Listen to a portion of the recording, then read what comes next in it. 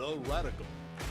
Fundamental principles of freedom, rational self-interest, and individual rights. This is the Yaron Brook Show. All right, everybody, welcome to Yaron Brook Show on this Sunday, November 16th. I hope everybody's having a really great weekend. I am home, finally, at least for a little while. Ooh, what was that? Like leftover music. That was weird. I'm home for a little while. I leave again on Thursday. But we should have shows all week, except for Friday. So we should be good. Maybe no show Thursday. I guess no show Thursday. But we should be good Monday, Tuesday, Wednesday. So no show Thursday, Friday, Saturday, Sunday. Yes, so we'll jump right into it. We'll jump right into the topic today. So, I mean, giving a lot of thought to the kind of the people that I meet as I'm traveling around the country, the world, and this real question that I think everybody should be asking themselves is, what's up? What is causing the significant rise in the commitment and passion that young people have around some of the most, radical and radical ideas, really, from human history. I encounter a variety of different types of socialists and far leftists when I travel. Young people, they're not stupid. It's not that they don't.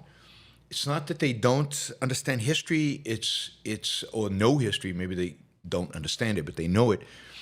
And it's not that they can't see. I don't know the difference between Israel and the Palestinians or a million other things, and yet they are committed to their socialism. They're committed to trying it again, and they're quite passionate about it. And it's, at least for a certain period in their life, for many of these people, it becomes kind of a central theme in their life. And this is true also of kind of the fascists out there, the white nationalists, the groypers,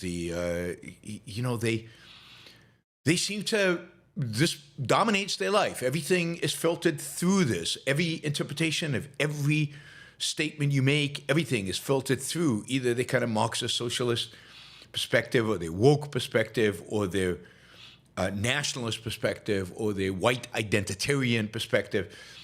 And it dominates. And again, these are not dumb people. These are, as I told you, I think, I did this debate on Christianity in San Francisco, and these were founders of companies. These were computer science students at Stanford or Berkeley. Almost all men, almost all guys. I think socialism appeals more to women, but you definitely on across the board you see. Men, in particular, gravitate towards these kind of ideas, the shock and surprise that some of them expressed at my not just rejection but my fury at their white nationalist views was surprising. It's as if I challenged some basic fundamental belief that they had about the world. So what is going on? What is the appeal of all this? Why is it? I mean, if you think it's all young people, or primarily young people. It's not all young people. It's primarily young people. It is extraordinary passion, commitment to the extent that there's thought, thinking. To the extent that they can think, dedicate to this, and it really shapes everything about them. It shapes how they view history. They don't know history. One of the things that's absolutely the case is the sheer ignorance that kids, primarily Americans, but I think this is global. They just don't know history. I mean, I keep learning new things about history that I just didn't know. Big things, not little things. Big things about history that I just didn't know. And I'm trying to make an effort to close the gaps. So I can imagine, their gaps are massive. They just have no clue, and they usually have very few sources for whatever information they have. They don't know. They don't know where the world around them comes from. They don't know any of that, and yet they're committed, dedicated, passionate around these ideologies. And the question is why. And look, the answer of why is complex, and it's got psychological dimensions and many others. So we're gonna try to approach this from the perspective of one dimension, and that is, I think, from the perspective of morality ultimately, and the kind of and the search for meaning, the search for purpose in life, what is this life for? Why should I be alive? What should I do with my life? And it's interesting that the search for meaning in life that has been, I think, at the forefront of a lot of debate out there, because Jordan Peterson made much of his success around it, has now really focused, really centered, really gravitated towards politics. And there's and this is really, I think, part of the question. It really does seem to me, that these socialists and fascists and identitarians of different kinds, and white nationalists and neoliberals and all this stuff, among young people at least, all these ideologies are replacing meaning for them. It's replacing purpose for them. It's what, integrates, it serves to integrate their life. And it's why they're so passionate, why they're so driven. Now, I expect that as I get older, it will dissipate because other things will come to the forefront, and suddenly the political will fade for a variety of reasons. Just in terms of focus. They'll have families, they'll have careers, they'll lose interest. There's only so much interest you can have in politics. But it is really depressing and disappointing that what we've come to is meaning as politics. So they self-identify in terms of politics. Now, they might self-identify, particularly the kids on the right might self-identify primarily in terms of religion. But religion is not associated with, how they behave on a day-to-day basis. It's not associated with, I don't know, a lot of the life that they had. I think I asked the group during this debate in San Francisco. I think I asked them something like, I don't know, I don't remember how I phrased it exactly, and unfortunately there's no video recording of it, but I think I phrased it something like, you probably don't, your sex life is probably not particularly Christian. And a few of them said, yes, mine is. I think one of two of the guys, and I said, okay, so I said something like, okay, so we have a few virgins among us. And everybody laughed, but they laughed a kind of nervous laugh, knowing that, this didn't represent most of them.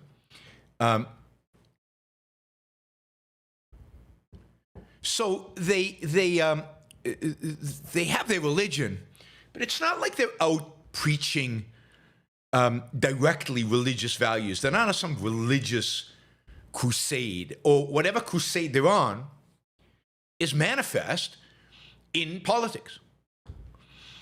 Everything about what they're doing at the end is politics. How many of them are taking their Catholicism so seriously that they're going to seminary school? Very few.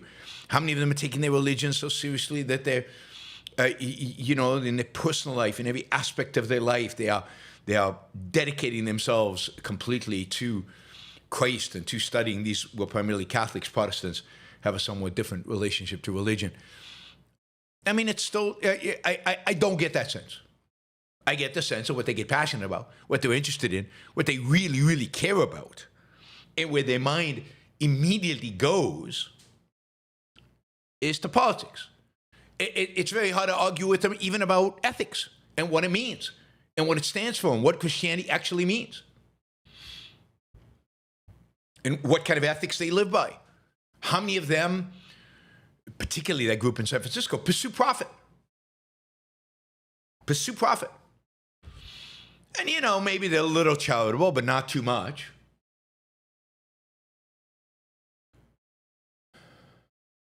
So,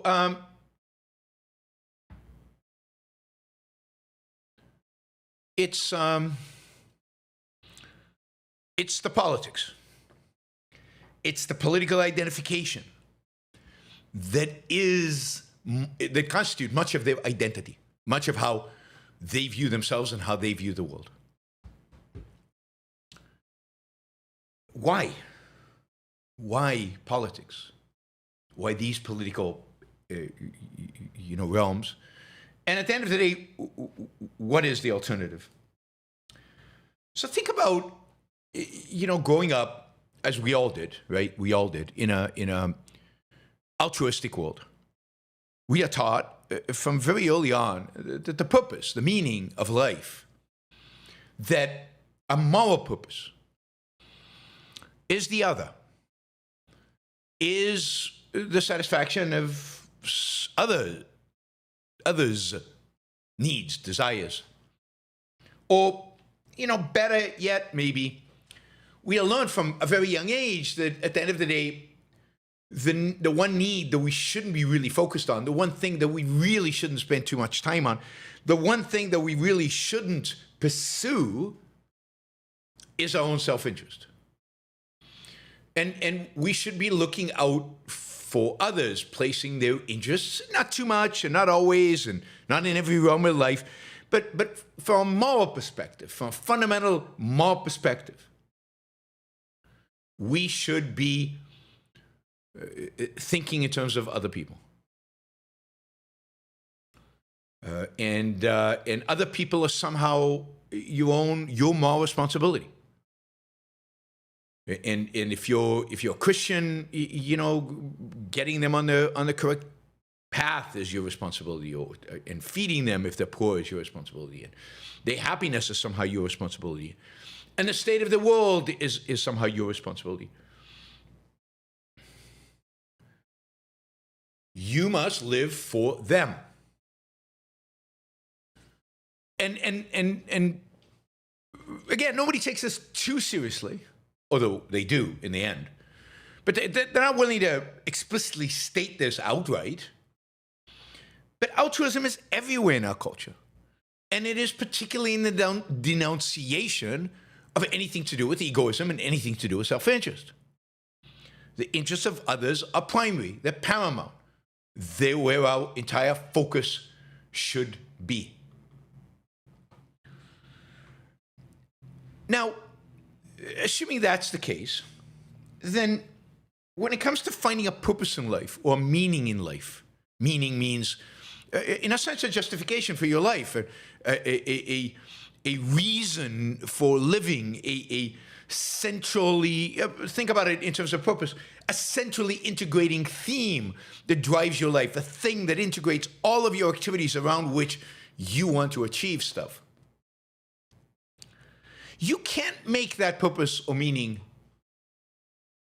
egoistic or self-interested, even though many of these young people would like to. They particularly again the San Francisco crowd, they have careers, they're doing interesting stuff, they're studying interesting material, they're pursuing interesting things, but that would be, that can't be the meaning, because that is just what you like. You are passionate about. It's just what you find interesting, and meaning can't be just you.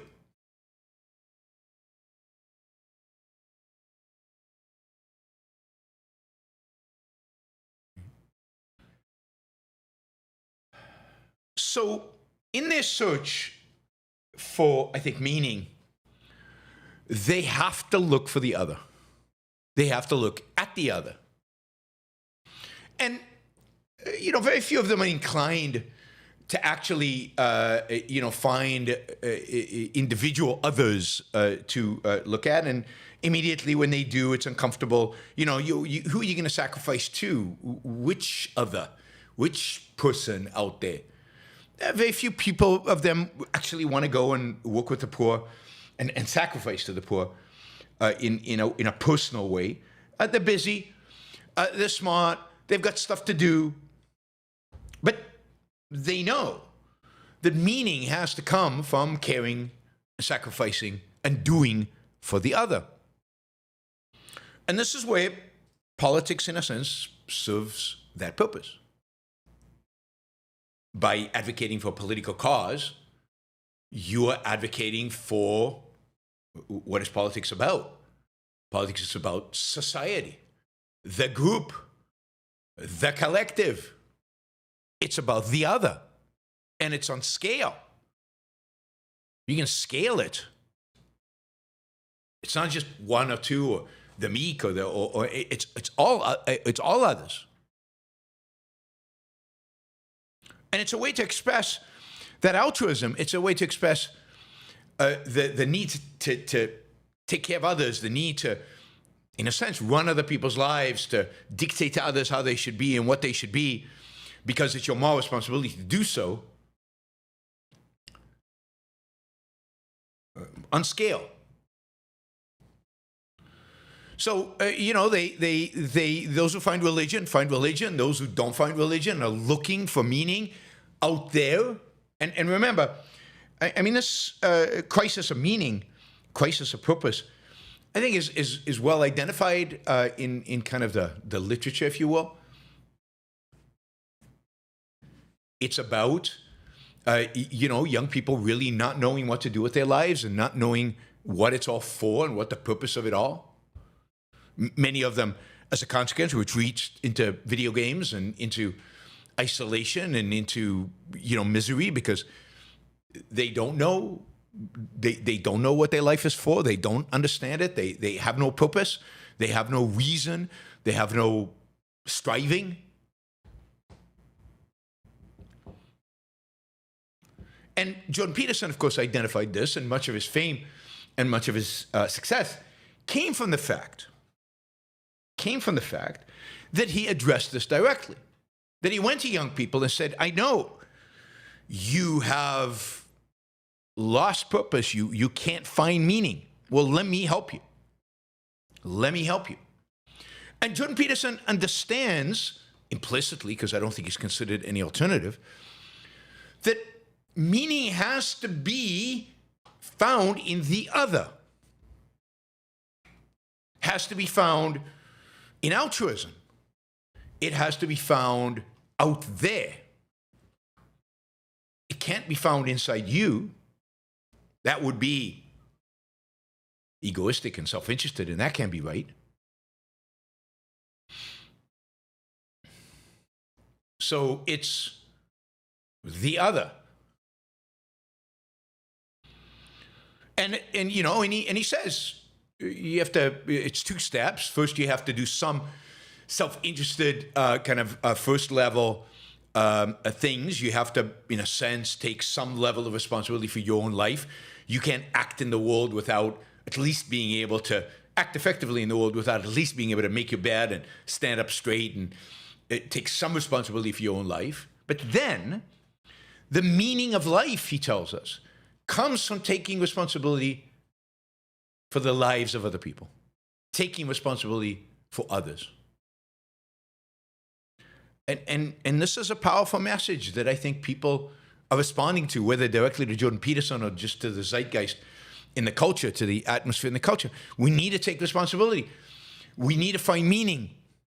And that meaning can only be found in other people. That meaning can only be found in taking responsibility for other people. And, if you care about other people and you see, I don't know, cost of living going up and they're poor and there's a lot of poverty and a lot of homelessness and places, you might gravitate towards socialism.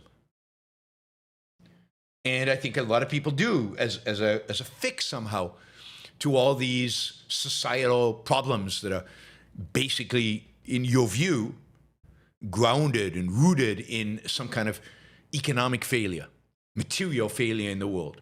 So if you're not religious and you view the world from a kind of an economic perspective and you view poverty and all of that, then socialism is a way to express yourself and to find purpose and meaning and pursue it and go for it and advocate for it to help those others over there. And it becomes a political, and you get involved and you go hand out flyers for Mamdani and you sign people up to vote, and these people are really passionate. It's not fake. They don't make it up.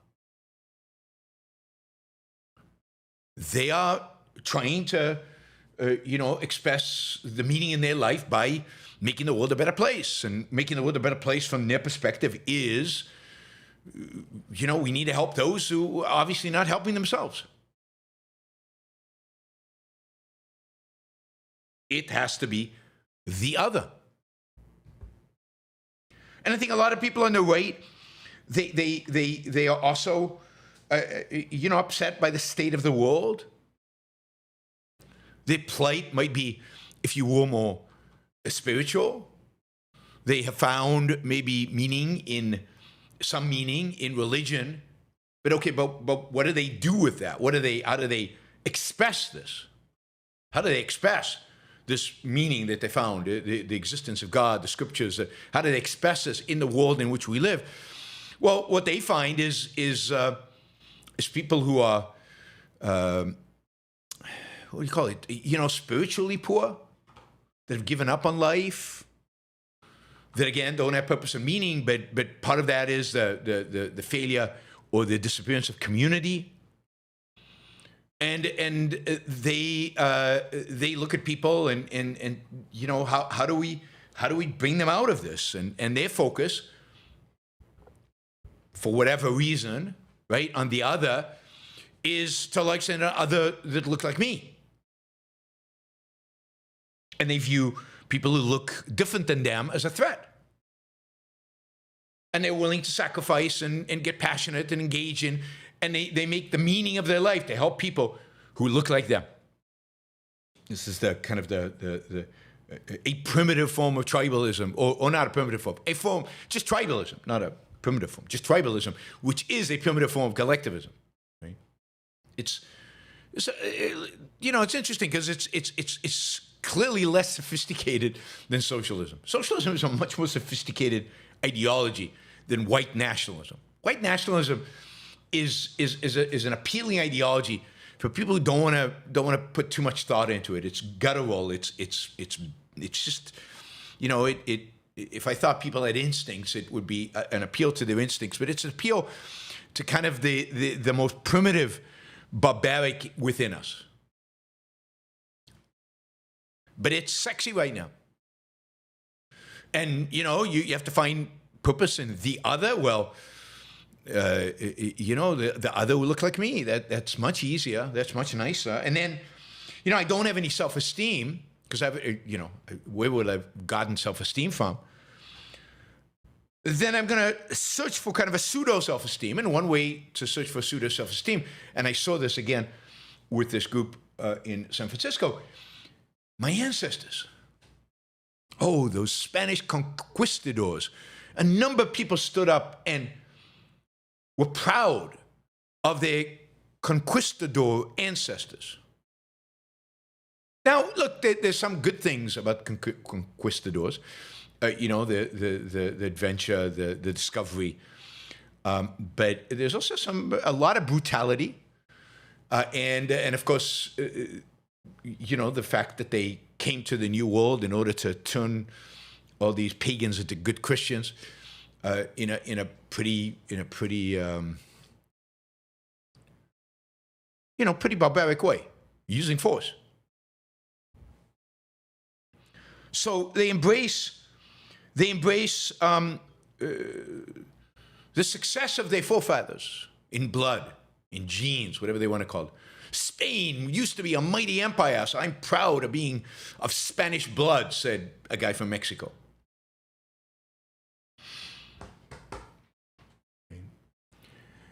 They have no pride, they have no achievements yet of their own, so they look for the achievements in their own past. Again, a pretty primitive base form of meaning. So they're dedicated to European, they're dedicated to Western civilization, but as looking like them, as white, not as a civilization, not as the ideas that make civilization possible, but as the blood that makes civilization possible.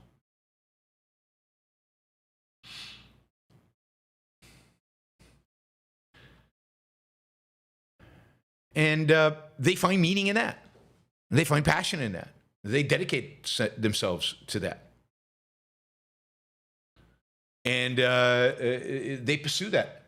They pursue it in nationalism, the greatness of America. It's not like they really understand why America's great, what made America great, who the founders really were, what they actually advocated for. No, they were white British guys who were Christian. That's enough for them. They can associate with that. They can relate to that.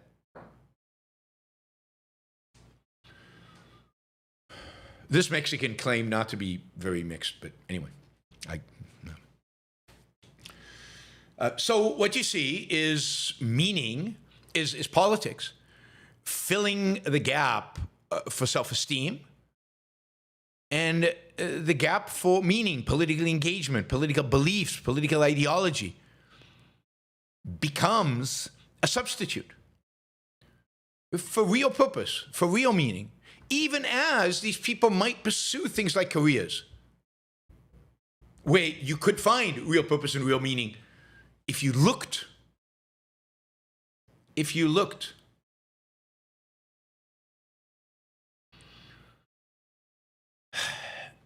And all of this is a consequence of altruism. So altruism, I mean, there are a number of different ways in which altruism can express itself in the search people have for purpose and meaning. But certainly, you would expect its manifestation to be in collectivism, in the group, in the other. So what unites all of these, socialist, nationalist, racists, and I'm sure there are a bunch of other that I could have listed here, Groypers, whatever, anti-Semites, is that all of these ideologies are collectivistic ideologies that allow you to gain some identity and to give you some kind of purpose in life. They all try to explain the world in their own way that requires very little effort on your behalf.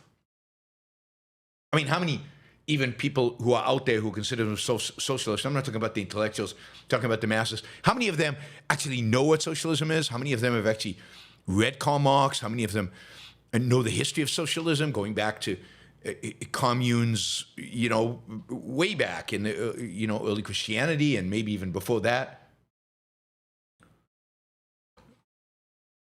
They find the purpose and meaning in life, at least for a period in their youth, in collective identity, in the identity of a group.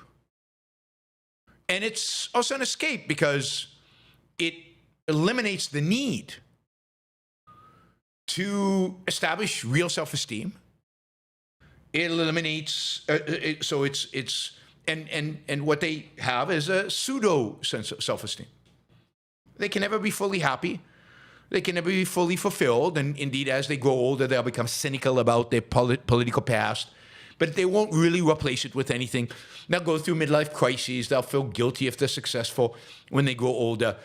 They'll continuously look for groups that they can hang out with, but they'll never be fulfilled. They'll never flourish completely as human beings.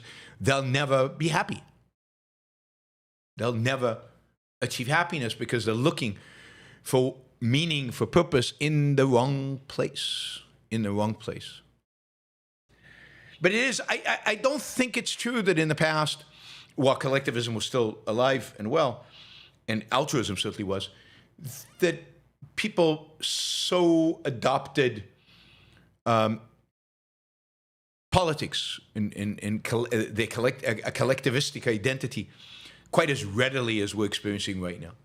I think this is further decline in the individualism that's inherent in our culture. This is further decline in individuals actually seeking out values.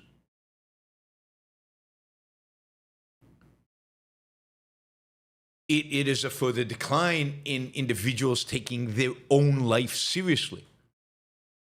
And it's, I think, part of kind of the Jordan Peterson answer, or I mean the cultural answer, the religious answer to what the purpose of life is. And notice that those who ultimately come to the conclusion that life has no meaning, as I think many people do, that life has no meaning, they're the ones who become the nihilists. Life has no meaning, values have no meaning, blow it all up, watch it burn. And you see those on both the right and the left. You see the nihilists wanting to see it burn.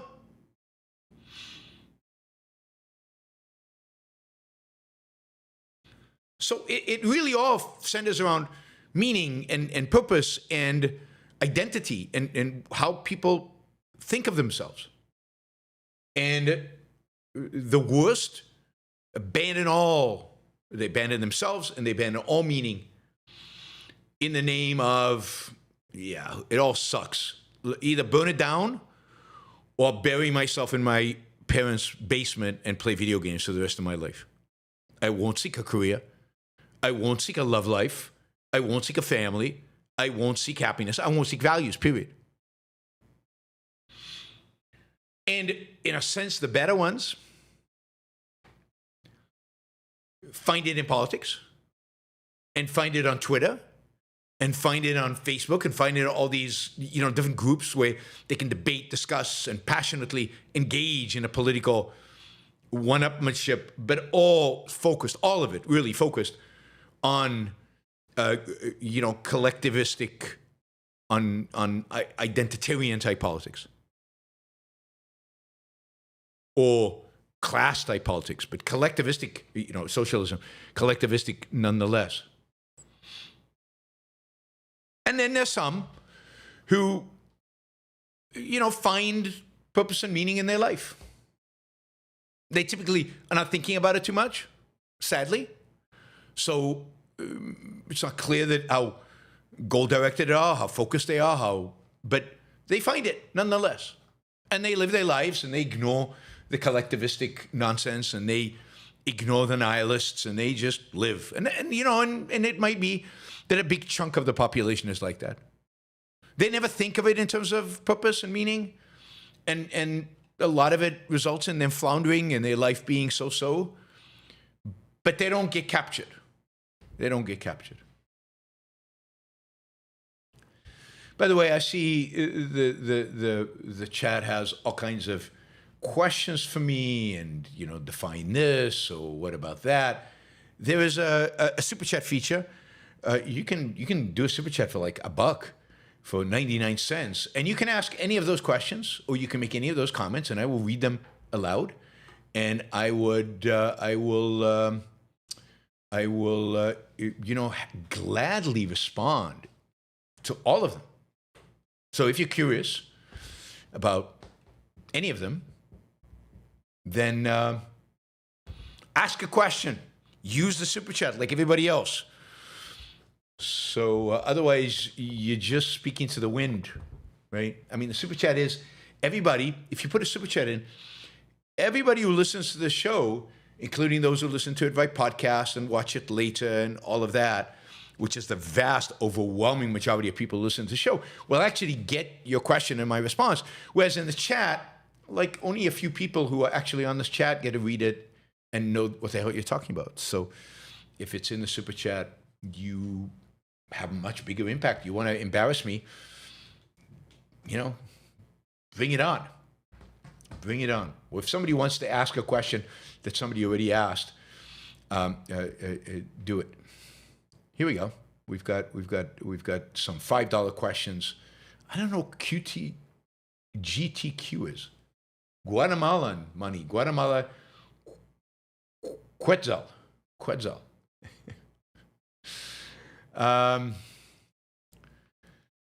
So what's the alternative? What's the alternative? Where does man find meaning? Where do we find meaning? How can we find meaning? Where should we find meaning? I mean, the first thing one has to challenge and reject, really, is the entire philosophy, the entire morality of altruism. Altruism, it needs to be rejected. And if you embrace a morality of egoism, a morality of rational long-term self-interest,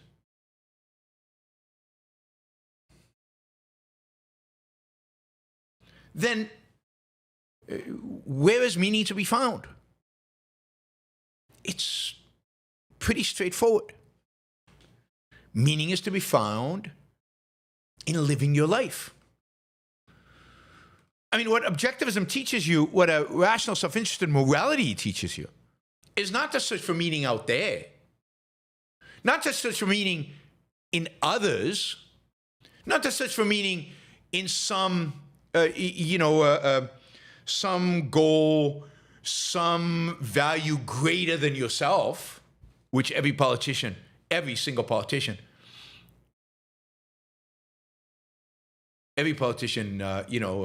advocates for.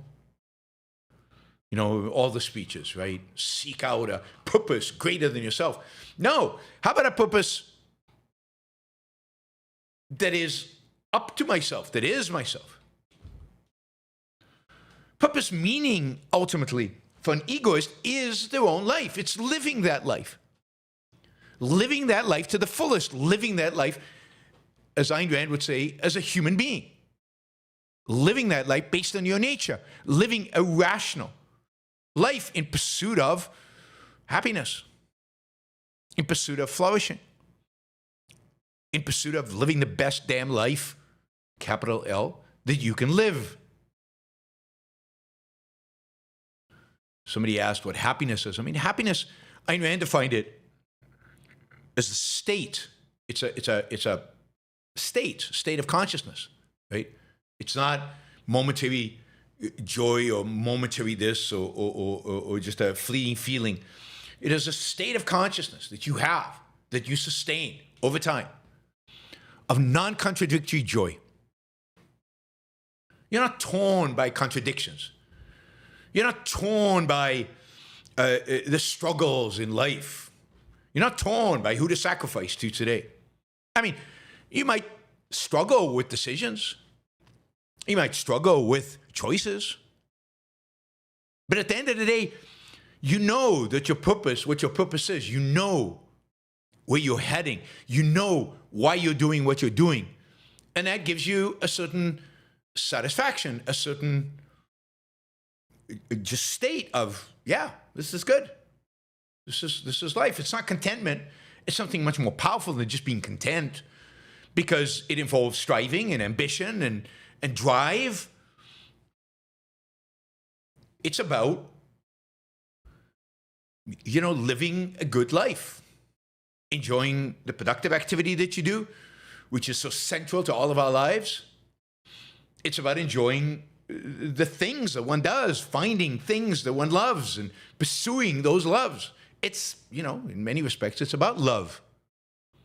It's about living an integrated life.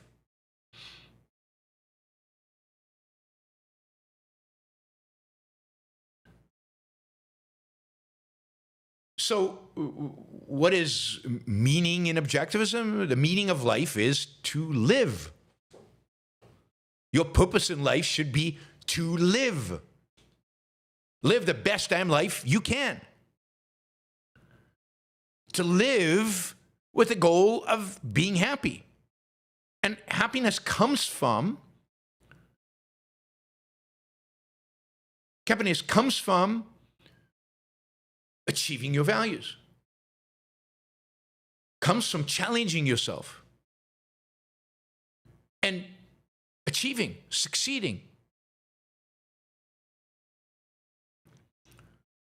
So,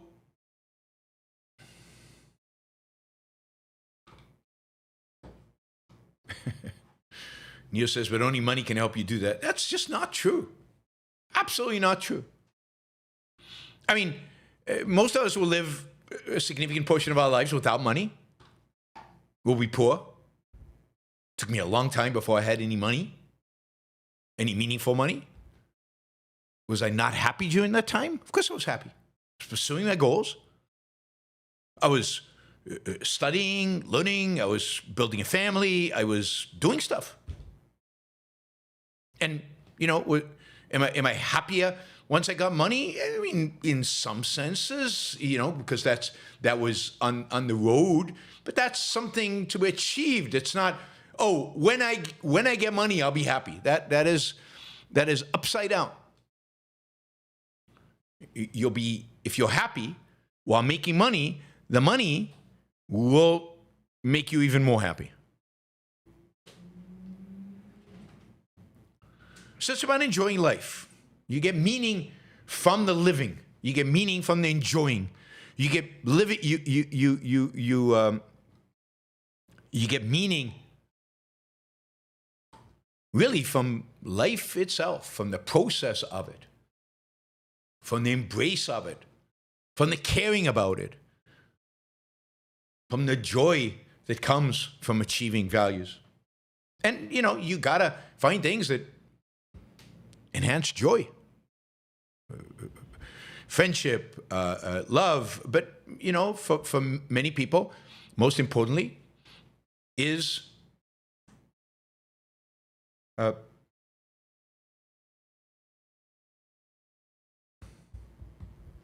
career, their productive work, the productive work that they do.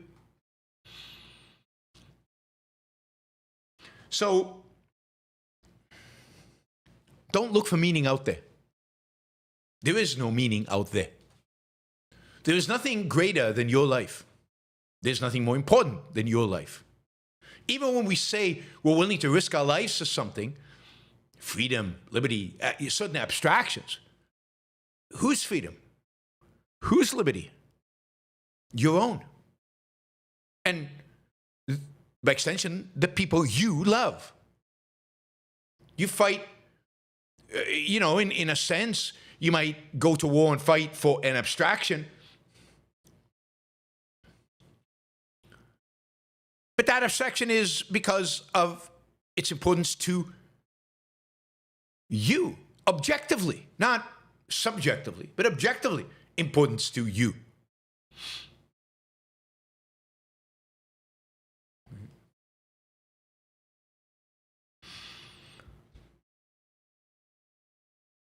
So,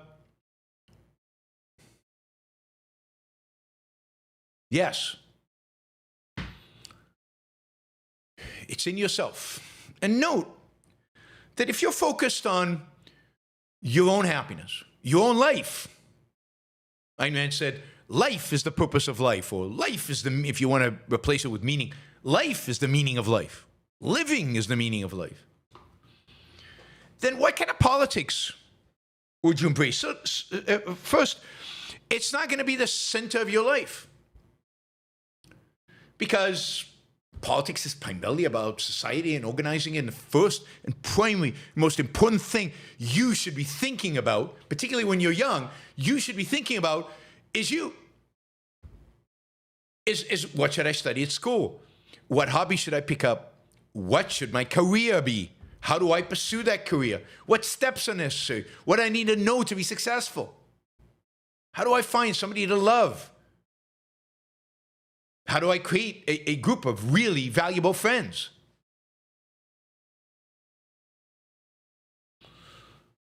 So the first priority, particularly when you're young, and throughout your life, really, at the end of the day, throughout your life, is you, your life, your values, pursuing them, achieving them. And the only reason to get involved in politics is because in our world, particularly in the world in which we live, politics keeps getting in the way of pursuing your values, keeps getting in the way of living your life to the fullest.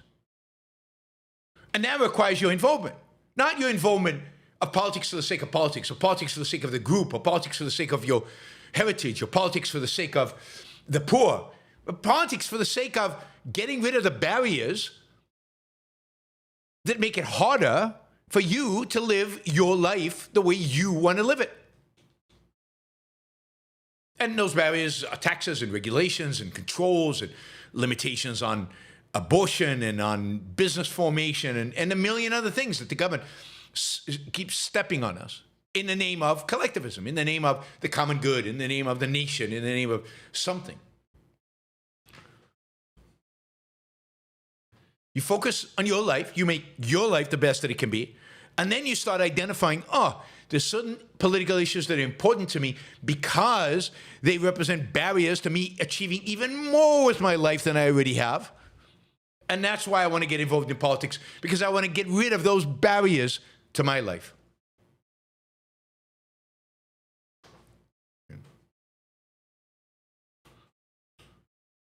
So, individualists are not as concerned about politics as the rest, unless, it's a particular interest of yours or career or hobby. But for the most part, it's just not that important because too busy living. Remember living? Capital L. And of course, the politics one embraces as an individualist is a politics of leaving you as an individual free to do what you think is right and what you think is good for you. What is the politics of individual happiness? Freedom.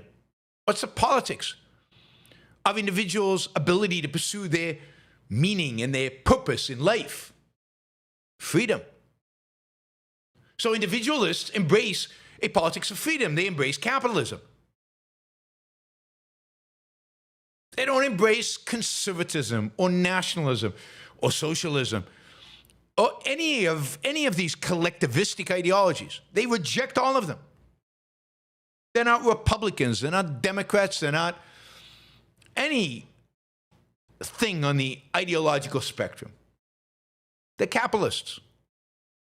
Because what they care about, what they really care about, is freedom. And whose freedom they care most about? They won't. They won't.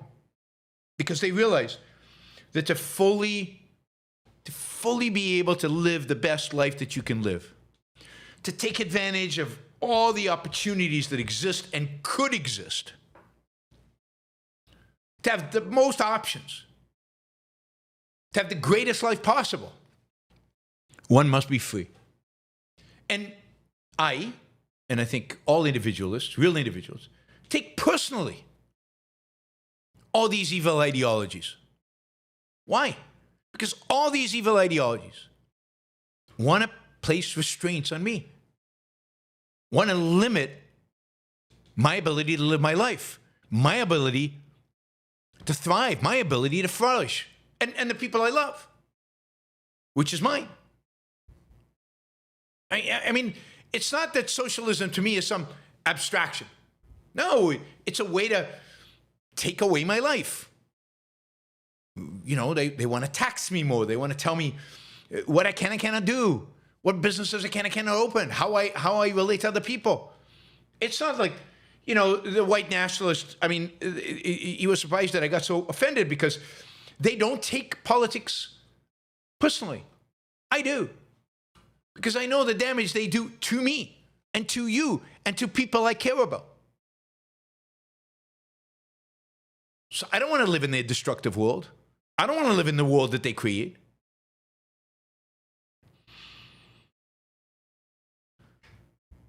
So meaning is to be found in your own life. Meaning is to be found in living. Purpose is to be found in happiness. The ultimate purpose of life is to live. The ultimate purpose of that life is to be happy. It's to live successfully. It's to live as a human. It's to live as a rational being. And that's a beautiful, motivating, exciting thing. It's amazing to me how much, or how many people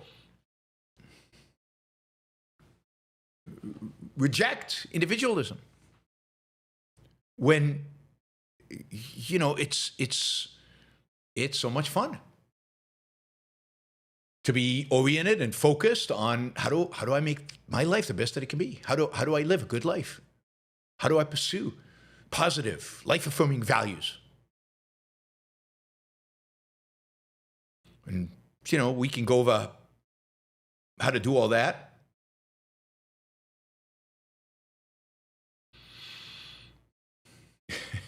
Thomas says, but how do we confront the void? Thomas should ask a super chat question because he's asking a lot of questions in the chat. One confronts the void by recognizing it doesn't exist. It doesn't exist. When you die, you're gone. It's not, the void doesn't exist. Because when you don't exist, nothing exists. So it's just not there. There's nothing to be scared of. There's nothing to be afraid of. There's nothing to really be confronted. All you have to do is live. Is there really a void between atoms? All right. Maybe he knows something I don't. But even if there is, who cares? Why does that affect your life? How does the void between atoms affect your life? You have to really come up with some convoluted reasoning to think that if there is a void between atoms, there might not be, that should affect your life in some way. The void is everything. It must be understood. That's pure garbage mysticism. It's the void. It's who cares? It's irrelevant. And it's not clear there is a void between atoms. But anyway, yeah, you can laugh, but it's pure mystical BS. Why must the void be understood? Anyway, pursue your life, pursue your happiness, find meaning in that, find joy, find love, find life-affirming values. Life-affirming values. Life, again, is the standard. All right, guys, thank you for sticking with me. I hope you enjoyed that and benefited somewhat from it. Let's shift now to your super chats. We've got a lot of super chats and a lot of money came in with the super chats. This is great. So first and foremost, Troy has a 500 Australian dollar question, so I will take that first. But before we get to the questions, let me just say a few things. One. Super Chat's a great way to support the show, a show that is listener-supported, 100%.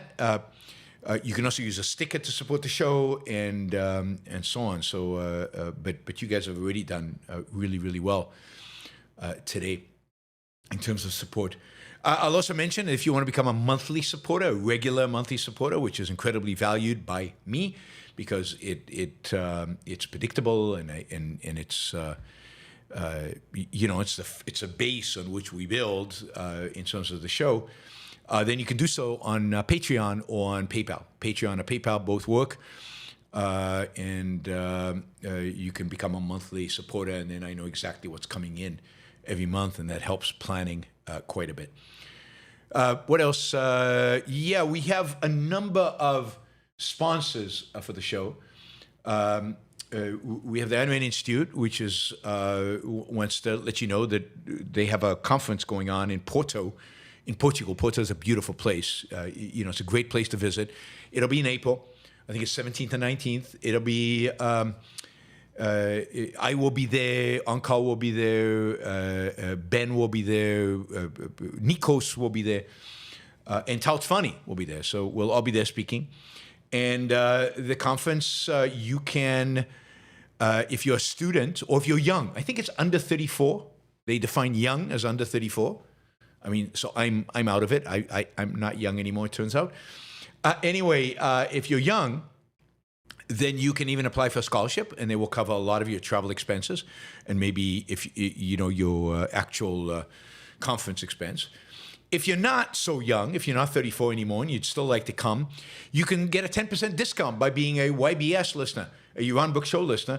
Just put in 26 YBS 10, 26 YBS 10. You can find all of this, all the info and everything else. You can find by going to aynrand.org/start here. aynrand.org/start here. All right, we've got a new sponsor, Michael Williams. Michael Williams is the founder and the head of something called the Defenders of Capitalism Project, which I am a speaker for. I speak usually twice a year or sometimes more than twice a year for the Defenders of Capitalism. It's a program associated with the leadership program of the Rockies, which we just did a session with on Friday. I give at least 2 talks, one on success of capitalism, one on the morality of capitalism. Sometimes also I give a talk on foreign policy. Anyway, you can find out more about leadership program of the Rockies, what Michael is doing, at Defenders of Capitalism or defendersofcapitalism.com. Defenders of Capitalism, one word, defendersofcapitalism.com. You can find more information there. Hendershot Wealth Management is a wealth management firm that has a product that really can reduce your capital gains tax liability. You can find out more about them from hendershotwealth.com/YBS, hendershotwealth.com/YBS. And you can find an interview I did with Robert that explains a lot of what they do in this particular product on the sponsors playlist, And then finally, Alex Epstein is a sponsor, the world #1 expert on fossil fuels and on energy more broadly, and electricity, on the grid, on the challenges the United States faces in terms of electricity and everything else.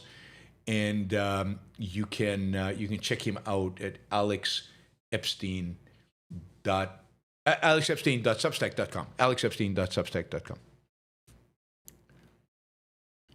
alexepstein.substack.com. Anyway, I'm getting my Epstein and Epstein all mixed up again. I'll also mention, because I don't usually mention this, but ExpressVPN is also a sponsor. And if you go to expressvpn.com/Yaron, YARON, you can get 3 months free in addition to whatever they're offering, which is usually 3 months free. So you get 6 months free of ExpressVPN. I use it regularly when I'm traveling.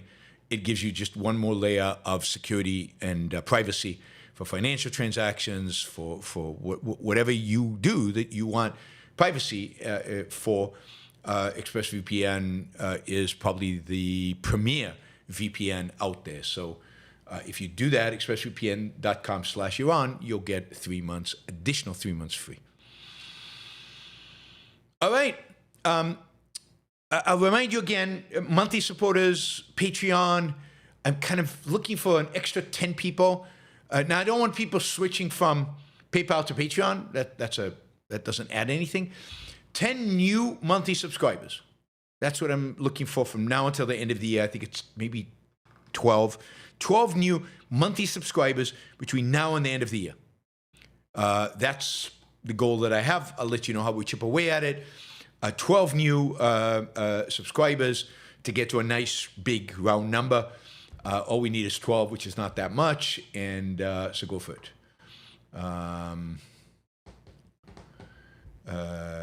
Paul says, I'm having trouble with Super Chat. It won't accept my question. You have to misspell the offensive words, I think. But if you can't do it, email it to me. I don't have the email open, but I can open my email, and I can remind me to look for it in a few minutes. All right. All right, we've got a lot of questions, and what I like about this is that a lot of them are like $20 questions, but let's start with the 500 Australian dollars, which is huge. Thank you, Troy. Really, really appreciate that. And this is what Troy writes. Years ago, I read Nassim Taleb in Surto, collection of books. However, I can't bring myself to pick up his books. Again, given his horrendous view on the Israeli-Palestinian conflict. Should it be possible to separate a person's personal views from professional work, sanctioning the sanctioner? I mean, it's I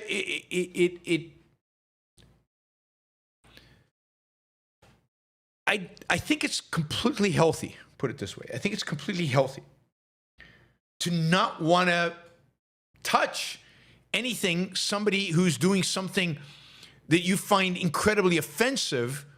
You don't want to touch their stuff. And in particular, when it's raw and present and current.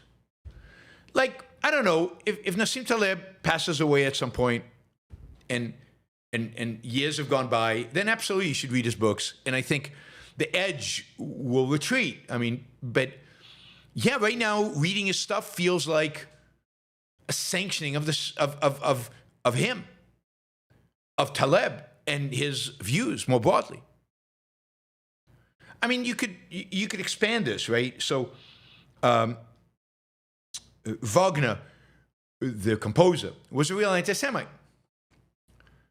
And there's a lot of people who lived through the Holocaust who cannot listen to Wagner because they feel like he somehow sanctioned what the Nazis did, and they can't separate it. It's too much part of what they are, and they experienced it.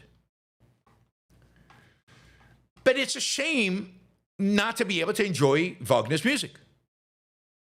So you have to say Wagner was wrong on this. Maybe even, this ideology was evil. And yet his music is beautiful, and I'm gonna, because I'm self-interested, I'm gonna focus on the music.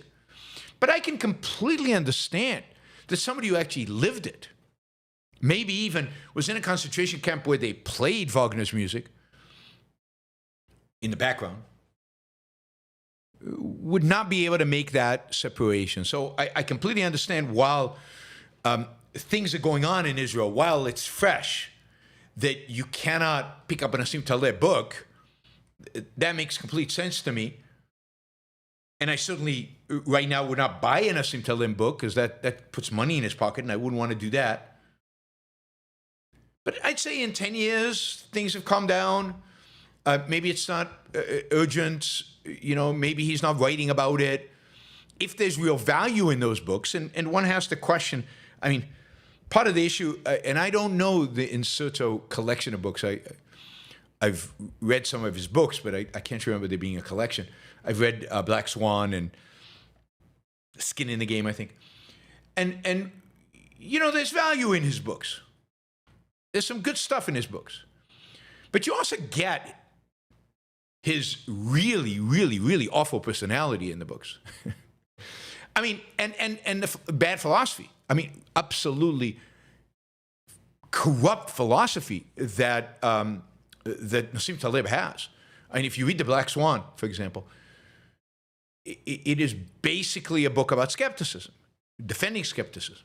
It basically tells you can't know anything. There is no such thing as certainty. There's no such thing as inductive knowledge. You can't really know anything, except there's only one thing you can know with certainty, metaphysical certainty. And that is that Nassim Taleb is right about everything. And that's generally Taleb's practice. It's his modus operandi. It's the way he functions in the world. Skeptical about everything except what Nassim Taleb says, what he thinks. He has some connection, some ability to connect to reality that none of us have. Right? That none of us have. And we should just just accept his sayings as the truth, capital truth, capital letters.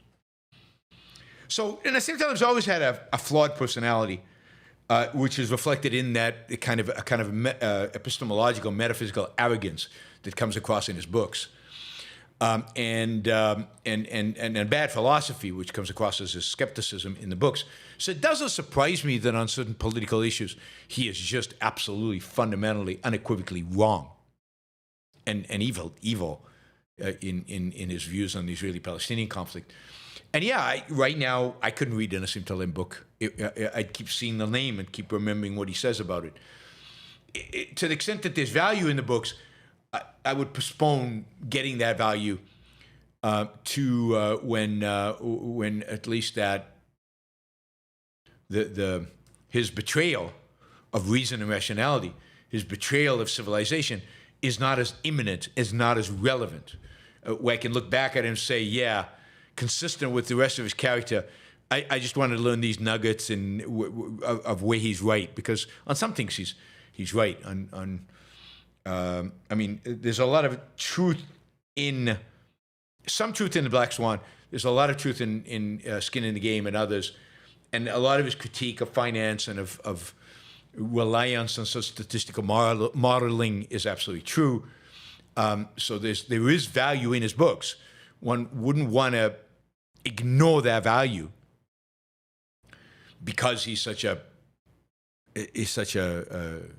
jerk and has such bad ideas on other fronts.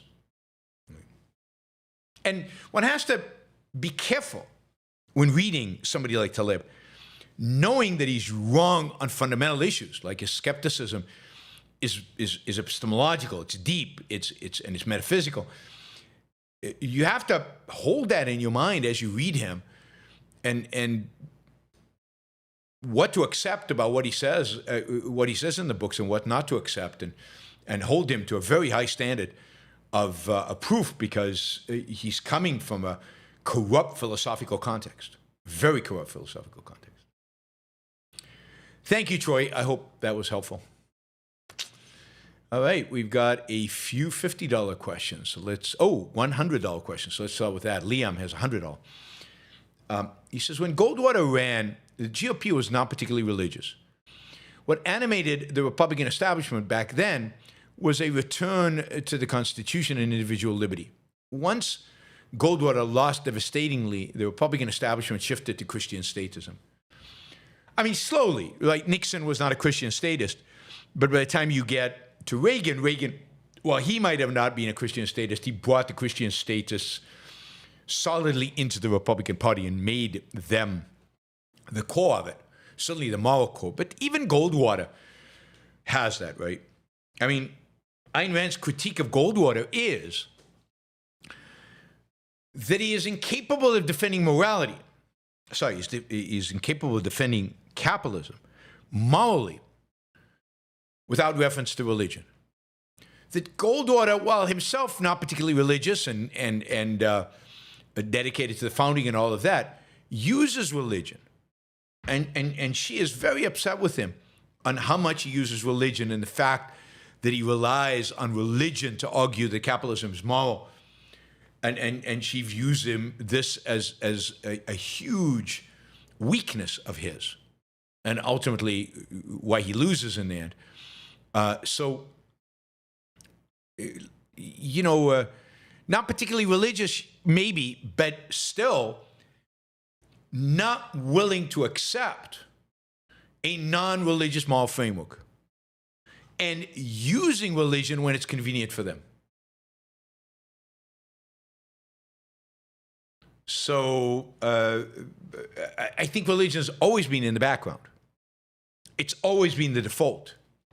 It's always been what they've relied on to justify their other positions. Or to think they justify their other positions, because you cannot justify their other positions with that.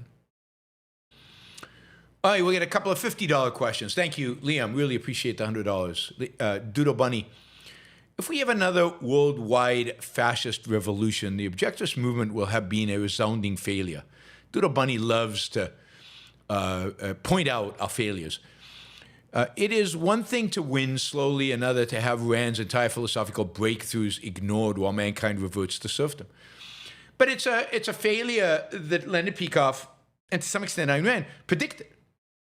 So I don't know what you call that when the philosophy actually predicts that it's going to happen. Right? Leonard Peikoff wrote Dominus Parallels, and then he wrote Dim, and basically both books end with, this is what's going to happen. And Leonard Peikoff, in many of his lectures, has said, it's too early for objectivism. We're not going to be able to succeed and prevent this cultural failure. Objectivism will rise up out of the ashes of some dark ages brought about by fascism or communism or whatever that is going to envelop this world. It's part of our philosophy, and it's part of our understanding of the way ideas work in the culture. Objectivism is too hard after 2,000 years of altruism. And the dedication to Christianity that both the religionists and the secularists have, particularly towards Christian morality. But 2,000 years of false philosophy, of rationalism, intrinsicism, subjectivism, relativism. It's just too much to expect the culture to change quickly enough to stop its decline. I mean, he makes this point pretty explicitly in Dim. It's not an issue from his perspective of failure. It's an issue of, this is the state of the culture. This is the state of their thinking or lack of it. And it's just going to take a very, very, very long time for us to convince them of the reality of this.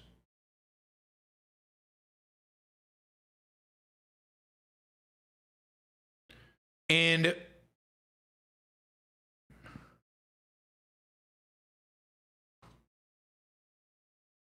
you know, it might very well be that no matter what we do, no matter how much we try, no matter what arguments we make, it's too early. It's just too early.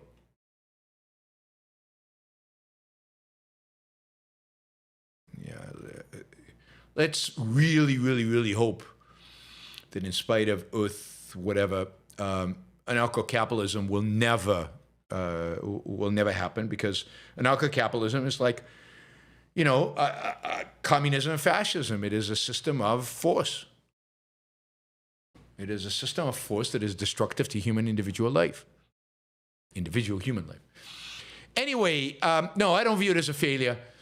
You know, is that if a meteor hits the Earth and you know, 1 billion people die, is that a failure of objectivism? There's some things you can change and there's some things you can't. Now, you know, people do have free wills. They can change, but that doesn't mean they will. And it doesn't mean you have control over their ability to change. And it doesn't mean it's just a question of the kind of arguments or more money or more marketing or whatever. We're doing the best that we can. And if we manage to change, but it's not a failure of the philosophy at all, because the philosophy completely predicts this. You could argue it's a failure of the movement, maybe. But you know, one of the things that I find unhelpful, Doodle Bunny, is saying stuff like this, but not actually saying, okay, but offering an alternative. What should be done? Is there something that could change that? I wish I knew. Michael, is the concept of a protected class legitimate law? If you assault somebody over 60, is an automatic felony regardless of the degree of harm done, because they're vulnerable, they're a vulnerable population group, or should objective law only go by damage? Yeah, I don't know what a protected class is. I don't think there should be protected classes. I mean, certainly you could easily have in the law and in sentencing the idea that, you know, if you attack a child, A helpless child, to some extent, at the margin, that is worse than attacking a grown adult. If you attack an 80-year-old who can't defend themselves, that's worse than attacking a 25-year-old. You don't need the concept of protected class in that. You can deal with it on a case-by-case basis. It's somebody was assaulted. How bad? What is the damage? And to what extent was it?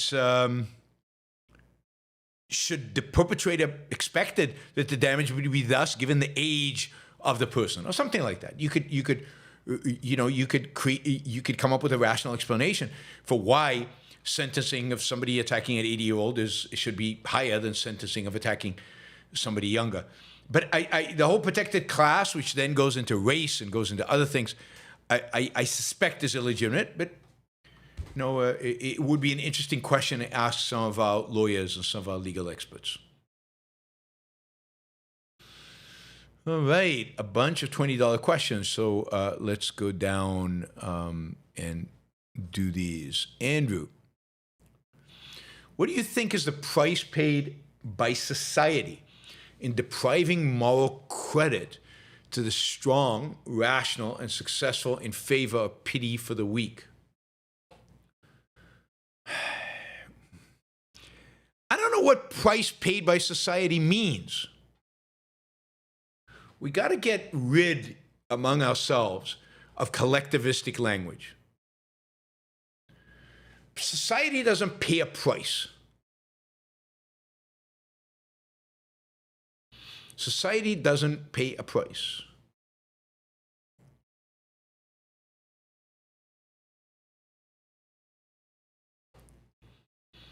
So you pay a price. Individuals pay a price. And the price we pay as individuals is, fewer innovators, fewer successful individuals, less innovation to enjoy, less progress, slower economic growth, less income, more poverty, more unemployment, less job security, on and on and on. All the benefits you get from business.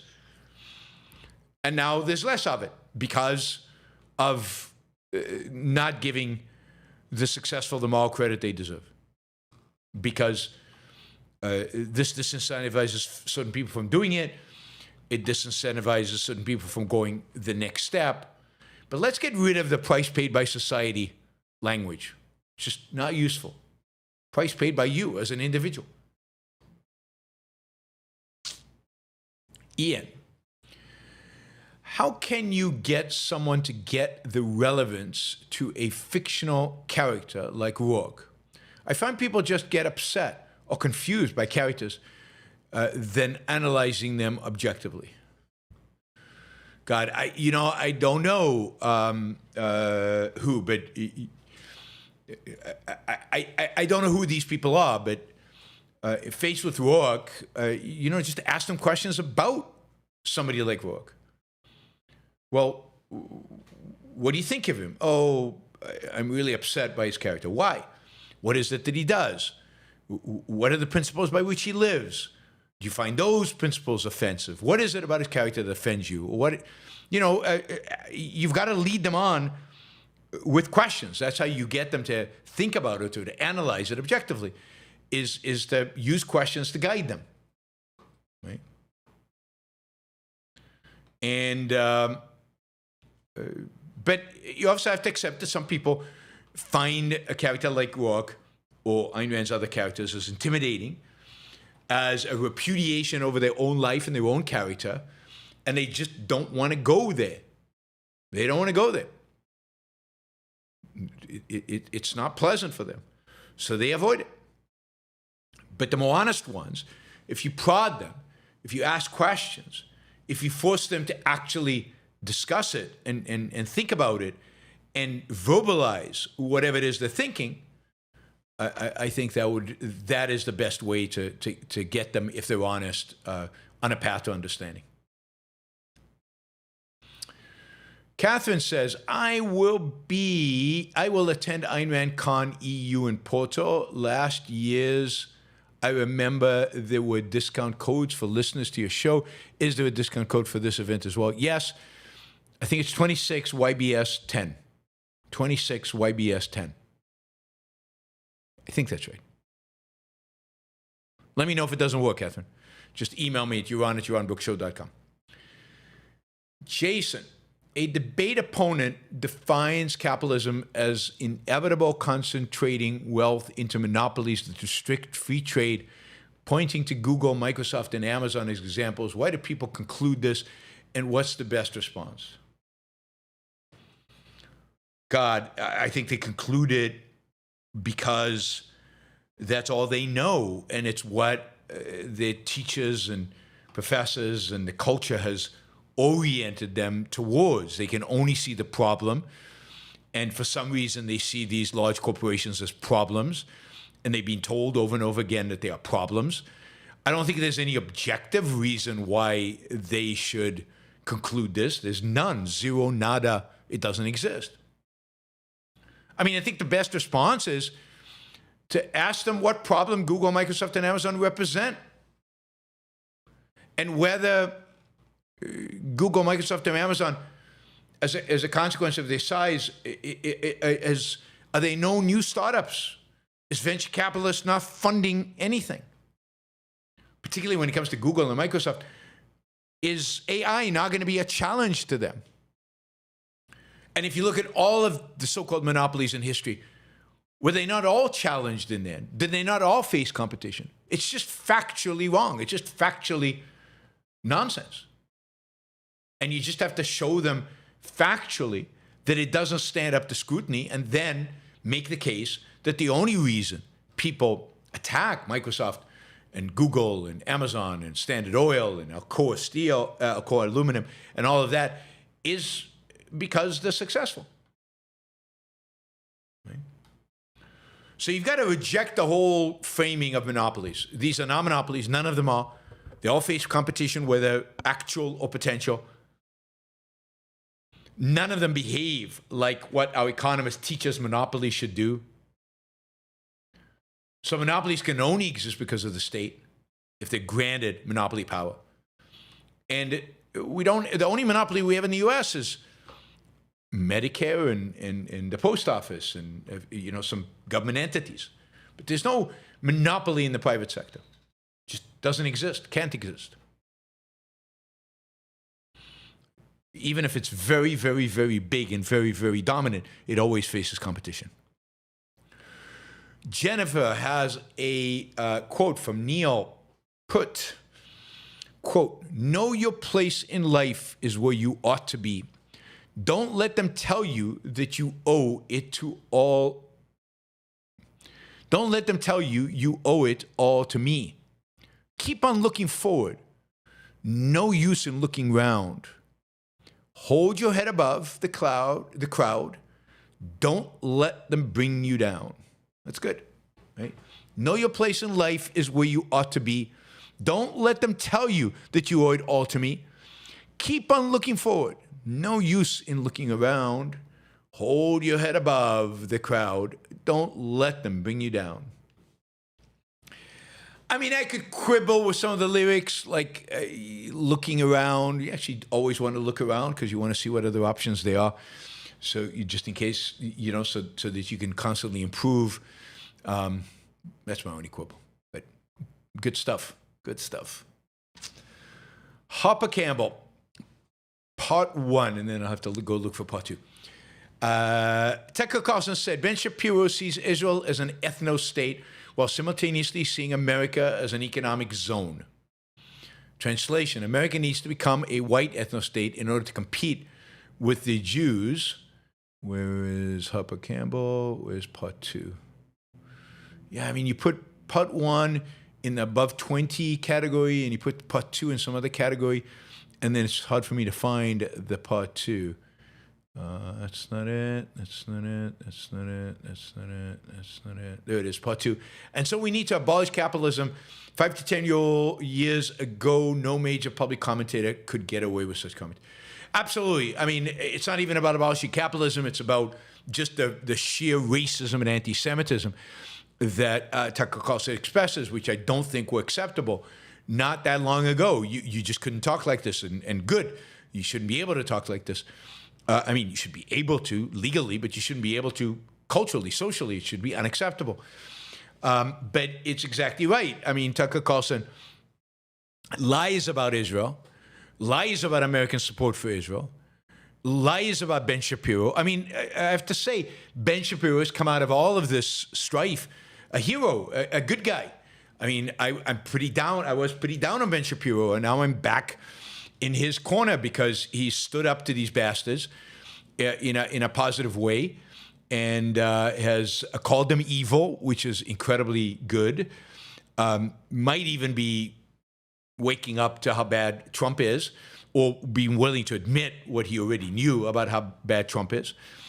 But Tucker Carlson is a complete and utter racist collectivist and anti-Semitic collectivist, but he's a collectivist. So he hates capitalism, and therefore he's not going to like socialism. So he's more inclined towards some kind of elitist, fascist type politics, whether he recognizes it or not. This is why he finds Putin and Russia so appealing, because it is that kind of elitist, fascist type of government that Russia has. Thank you, Harper. Michael, will Americans tolerate a catastrophic decline in living standards? Can characters like Mamdani only talk the talk? They eventually have to walk back their statism like Trump is doing with tariffs. I mean, Americans won't tolerate it, but the question is, will they know what to do about it? Will they know how to fix it? Right now, okay, we know tariffs hurt our living standards, so roll back tariffs, costs will go down, living standards are a little bit better. But, I mean, we know rent control is bad, so Mamdani's going to try more of it, and then what will happen? Well, we know then and try to unwind it. So it's not obvious that we will continue to know, understand, learn what actually brings about lower living standard and what will increase them. So we might not like it, we might not tolerate it, but the solution to that might be, in some future, not in the short run, but in the future, a swing between socialism to fascism, to socialism, to fascism. Keep looking for alternatives, but all the alternatives are causing a decline in living standards. And there might be no room for free markets because freedom, individualism, will be seen as so morally offensive that nobody will embrace it. And this is the sense in which morality ultimately trumps economics and trumps living standards. Now, ultimately, long term, as we saw even with the Berlin Wall and communism, yeah, people will reject authoritarianism. People will reject not being able to live their lives. And that I think will happen. And that's why the Dark Ages won't look like past Dark Ages. It won't be a complete annihilation, I don't think.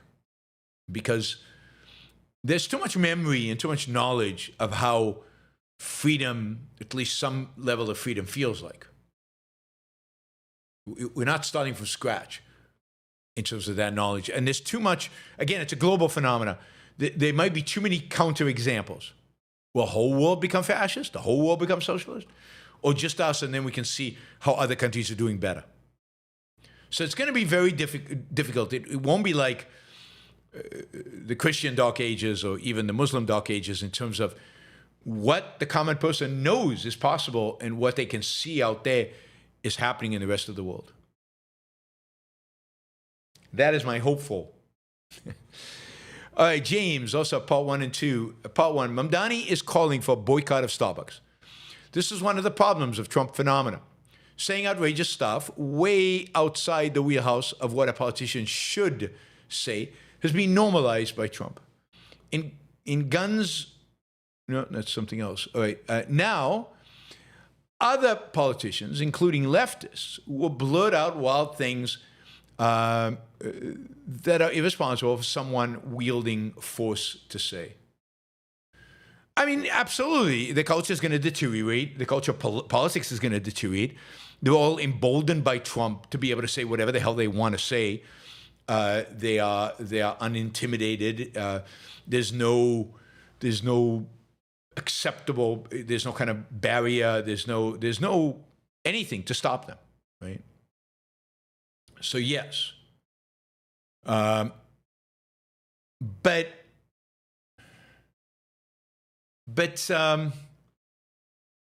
politicians will be saying outrageous things forever. Trump has just made it more so. It's not that he invented it. And I think things are going to get worse. Politics is going to get worse. Politics is going to get worse. There's no doubt on both parties because they'll feed off of each other. And as they feed off of each other, they'll make these words. It's just like Obama did a lot of executive orders. Bush Jr. did a lot of executive orders. So Obama did even more executive orders, and Trump did even more executive orders, and then Biden did executive orders, and then Trump too, blows executive orders out of the water. He's done more executive orders than all of them combined, I think. Because what the hell? The standard of moderating executive power is gone. So now everything's a go. And you'll see deterioration in every dimension of politics because of Trump, and of course because of what led to the existence of Trump. All right, Michael, who is more socialist, Mamdani or Trump? Mamdani wants a bunch of government big spending programs. Trump has the government take ownership of private companies, while both are statist brutes. Who is more socialist? It's hard to tell. Mamdani probably is more socialist. If Mamdani was president, he would probably do even more socialist. Remember, Mamdani was running for mayor of a city, not exactly giving him a lot of power. It's not like he can confiscate private businesses or take a share in Intel. What if Mamdani was running for president? I think he would be even more socialist than Trump. They're both, as you say, brutes, and Trump might be worse than Mamdani for a variety of reasons overall, primarily because he wraps himself in the flag and pretends he's an America first. But Mamdani is going to be more committed. Trump is not committed to anything other than his own emotions and other than his own emotions, his own whims, his own power lust, his own lust for whatever. Mamdani's more ideological and more consistently a socialist. Andrew, individualism is good, is true, good, sexy, powerful. Collectivism is dark force that provides a fleeting feeling of safety from terror. Its popularity is partially due to a lack of advocacy for individualism. It's on our subjectivists. I mean, maybe, I think you guys oversimplify this. Its popularity is due to altruism. Its popularity is due to an educational system that teaches kids not to think but to emote, to elevate feeling above all else. So collectivism in the culture is the default. So I don't think it's on us in a sense of our failure. I don't view that at all. We have to be objective about the kind of culture we face, the kind of obstacles we face. And we face a culture that elevates emotions above reason, that rejects and demonizes egoism, and that embraces an epistemology of kind of mysticism, whether left or right, and a morality of altruism. And again, pure emotionalism through and through. So there are a lot of people out there, you can be the best advocate in the world of individualism until you're blue in the face and it doesn't move them one way or the other. Because they're so thoroughly, it's not brainwashed, but they're so thoroughly, they have so thoroughly embraced mysticism, emotionalism, collectivism, altruism. It's very, very hard to dislodge that. You know, what did the Jesuits say? Give me your child till the age of 5 and I have them for the rest of their lives, or something like that, right? The kind of epistemology, the kind of morality you teach young kids, it's very difficult to undo later. Very difficult to undo. And the kind of power the culture has on those kids, with the ideas that they're exposed to, it's very hard to undo. Andrew says, I once asked you what Rand meant by cynicism is naive. You said you didn't know. I think she meant values are real and a generalized doubt that values can be attained is very false, the point of obliviousness. Comments. Well, I mean, it depends on what you mean by naive. I'm not sure what she meant by naive. I agree with you that she meant values are real and in a sense cannot be avoided. And maybe that's what the naivete is. The naivete is about they cannot be avoided. Life requires values. One way or another, life requires values. And life requires certainty. It requires knowledge. And cynicism, you can be cynical, but you can't live a life as a cynic. At the end of the day, you have to pursue. At the end of the day, you're going to value. At the end of the day, your life requires you to do certain things. And if you don't do it, you die. I think that's what you meant by naive. You can state it, you can try to hold it, but it's so opposite of reality that you can't really live it. Can't really live it. That everything that you do on a day-to-day basis requires you not to be a cynic.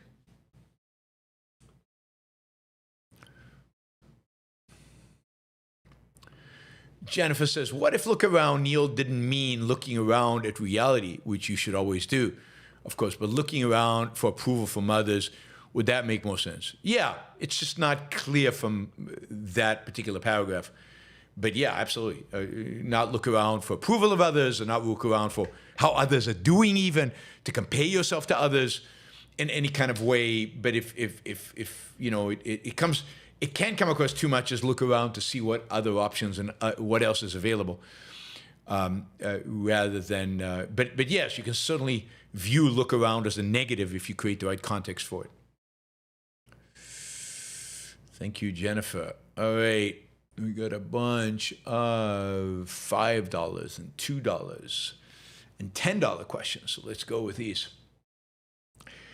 Fleshing, they achieved nothing because we told them we are all winners no matter the actual results. How can we fix that now? Yeah, I mean, I think that's right. That's part of the destruction of self-esteem. It's part of many things. It's not the only thing. There are many reasons why they've achieved nothing. We didn't teach them to think. We taught them to emote. We encouraged them to be mystical. We encouraged altruism. We encouraged collectivism. So there are lots of things. One of them, one of the most devastating ones, was everybody gets a ribbon. Whether you achieve or you don't achieve, you get a ribbon. And how do you fix that now? You have to slap in the face intellectually. You have to basically tell them how wrong they are. You have to present something positive. You have to encourage them to go out and seek values and feel what it's like to actually achieve something. But note that a lot of these people do achieve stuff. They get good grades in school. They gain knowledge. They go out and start companies. They might even become rich one day.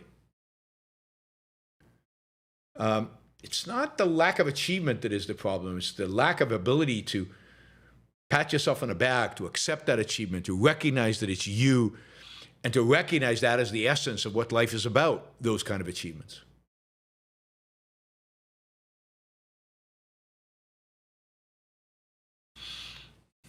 Ooh, we've got a socialist, I see. On the chat. Ask a question, make a comment in the super chat. Happy to respond. Alessandra, what are some examples of egoist life purposes?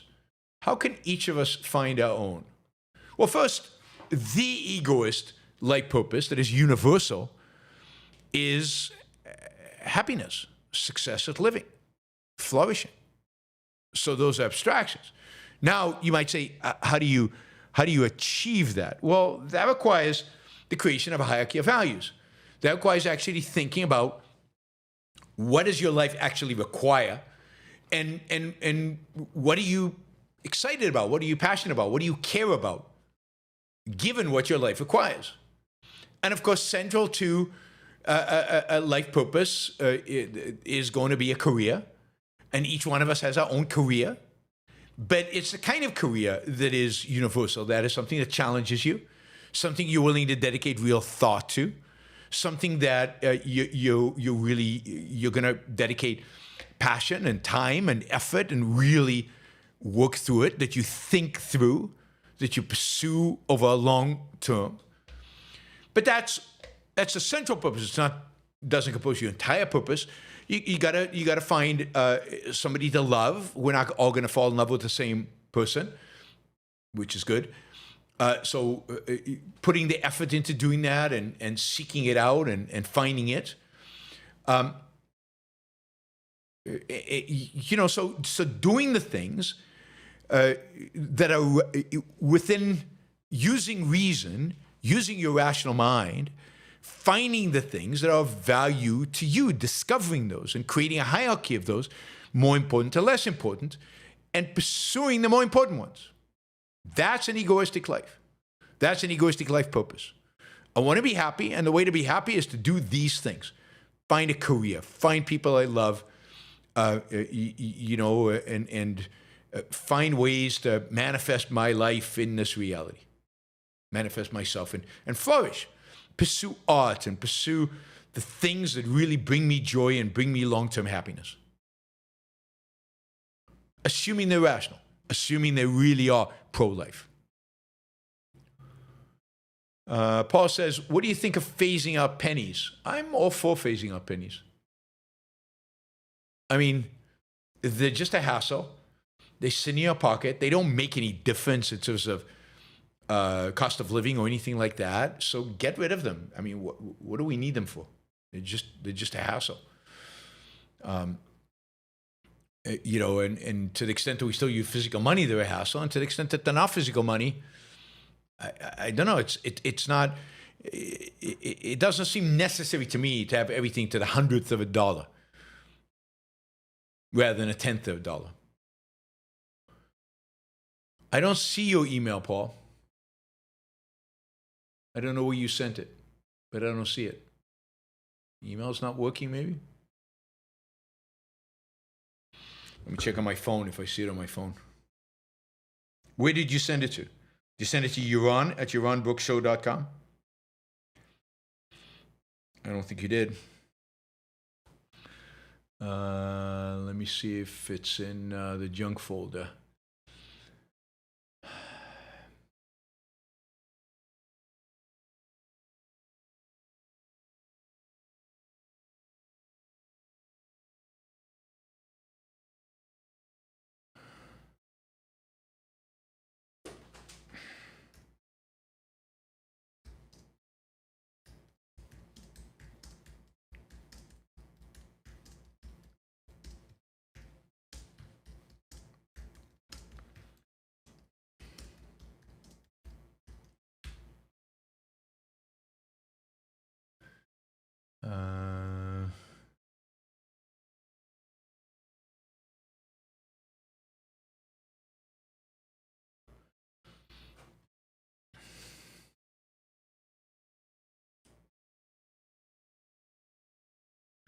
All right, let's see. I still don't have the I still don't have it, and I don't see it in my. Wait a minute. Let me check the junk folder. Junk folder. Info. No, nothing. Nothing, Paul. Sorry. I don't know. Maybe something's wrong with my email. All right, let's see. Burns. Do you think Leonard's dim hypothesis is coming true? Yes. I always think it made sense, and that was the direction we were heading in. It's just a question of the time scale and whether we can prevent it. It seems to be accelerating, and it seems to be coming through. All the preconditions Leonard placed on it seem to be manifesting. Deeper with Diego, when will they allow Fortnite skins? I want to run around as Ayn Rand, Leonard Peikoff, you, and Razi. I have no idea what you're talking about, and I'm not sure I want to know what you're talking about, so I don't know. Stephen Katz, have you heard of the asylum corporate agreement with Honduras? There might not be any private asylum attorneys in the U.S. if it gets enforced. I have not. I'll have to check this out and find out what it is. So I'm just copying, pasting. All right. Thanks, Stephen. Sorry, I don't have a comment because I don't know what it is. Sounds spooky. All right, John. John, always with his... Anyway, Charles Murray thinks the high IQ of Ashkenazi Jews has a genetic component. Is he a tribalist? I believe he's of English and Dutch descent. I'm sure it has a genetic component. A composition of our brain has a genetic component. How big that is hard to tell. They all have genetic components, but IQ is overrated as being of any kind of importance. Group IQs are stupid because I know a lot of stupid Ashkenazi Jews, really, really dumb ones, and it doesn't matter that Ashkenazi Jews as a group have a high one because there's some who have stupid. And I only deal with individuals. I don't deal with groups. And yeah, Charles Murray unquestionably has a collectivistic streak to him. There's no question about that. And it's no accident, by the way, that he has just announced that he is taking religion much, much more seriously, that he has becoming much more religious. I think in the last few months, he's written about this. So that doesn't surprise me because as much as he presented himself as a rationalist and as an individualist, his science clearly, much of the science that he has produced, much of the books that he's written ultimately buy into a collectivistic premise. Tribalism is a particularly nasty form of collectivism. I'd prefer to call him a collectivist rather than a tribalist, which I think he is. You take any talk of his and you take any kind of book of his and you can find significant collectivistic elements within it. And I think I think that probably gets worse over time, and it's what ultimately you come to religion because you need a crutch for it all. Anyway, my interpretation. So, definitely definitely a strong streak of collectivism in Charles Murray. I don't think that's controversial. Not your average algorithm. Socialism begins with envy, moves on to violence, ends with the starvation. I think that's all right. I mean, I think it's a little anti-intellectual to say envy. Sometimes it begins with theory. It begins with abstractions. It begins with a philosophy or a view of the world. It definitely moves into violence, and it definitely ends with starvation. But it might start not from envy, but not from a psychological cause, but a theoretical cause. A lot of socialists happen to be rich. I think happen to be pretty well off. So not in a position where they're envying somebody else, but in a position where they're just rotten intellectually. Linda says, great show, fuel for my soul. Thank you. Thank you, Linda. I appreciate the support. Clark, most professional intellectuals today are simply overeducated layabouts who look at something being run successfully in the real world and attempt to explain why it does not work in theory. I don't think that's true. I think you're oversimplifying and too harsh. I think in a sense you're too easy on them and too harsh on them. Most professional intellectuals take evil ideology seriously. Because to some extent, most of them, that is the primary exposure that they've had. Plus, the only way to get ahead in places like academia in the humanities is if you have an evil ideology. So there's a built-in, and your professors are all holding the same evil ideology. So it's not that they're just sitting around and they're trying to, no, they actually believe in stuff. And what they believe is really awful. And they believe it for a variety of reasons, to fit in, to advance in academia, and because They can't imagine anything different because they evade and they're corrupt. So I think they're worse than the way you project them. Roland, did you get to do some sightseeing in SFO? Any favorite places you love to visit? I did not. It was a really quick in and out. I love Golden Gate Park. I love the Golden Gate Bridge and the whole area where you can see the Golden Gate Bridge. I love just the views you get from a variety of different high, locations that are high up. I had a good view from my hotel room. The Presidio is beautiful. I mean, there are lots and lots of beautiful places in San Francisco. One of the most beautiful cities in the world. Michael says, Ben Shapiro is turning on Trump more and more publicly. He's realizing the Trump phenomenon is destroying the conservative movement and churning out anti-Semites like mad. I have not seen him turning on Trump, but I don't follow Ben Shapiro, so I believe you, and good for Ben Shapiro, and I think he's absolutely right. As I said years ago, the descent of the right is a consequence. It's a cause and an effect of Donald Trump. Donald Trump reinforces the worst elements on the right, and the more he does and the more he gets reelected, the more emboldened they become, and the more he gives them kind of a thumbs up and a wink and so on, the more they get emboldened and the more they get strong. So yeah, Trump is the destroyer of the Republican Party, the destroyer of the right, and I've been saying it for 9 years. Finally, maybe some other people are figuring this out. About time. I like numbers. Can only people with our views care about politics? No, everybody cares about politics. My point was the people with our views care less about politics because they're not that interested in controlling other people and the power that comes from politics. So I'm not sure exactly what you mean by the question. Clark, part one, I had a discussion with some European high school and university students. And while it is incredibly refreshing how knowledgeable and intellectual they are compared to Americans, the vigor and passion of their altruism is so depressing. They don't hold it implicitly like Americans do. They promote it proudly on a conceptual level. Yeah, I think that's right. It's everywhere. They completely internalize it. In America, you still have that American sense of life fighting against it. You still have a basic individualistic kind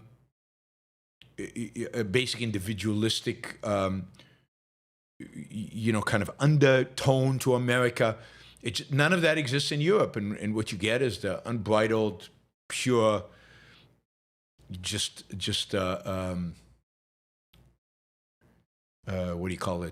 vitriol of altruism in Europe.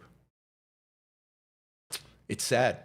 It shows you what can happen when you get these kids and you kind of have them when they're very young.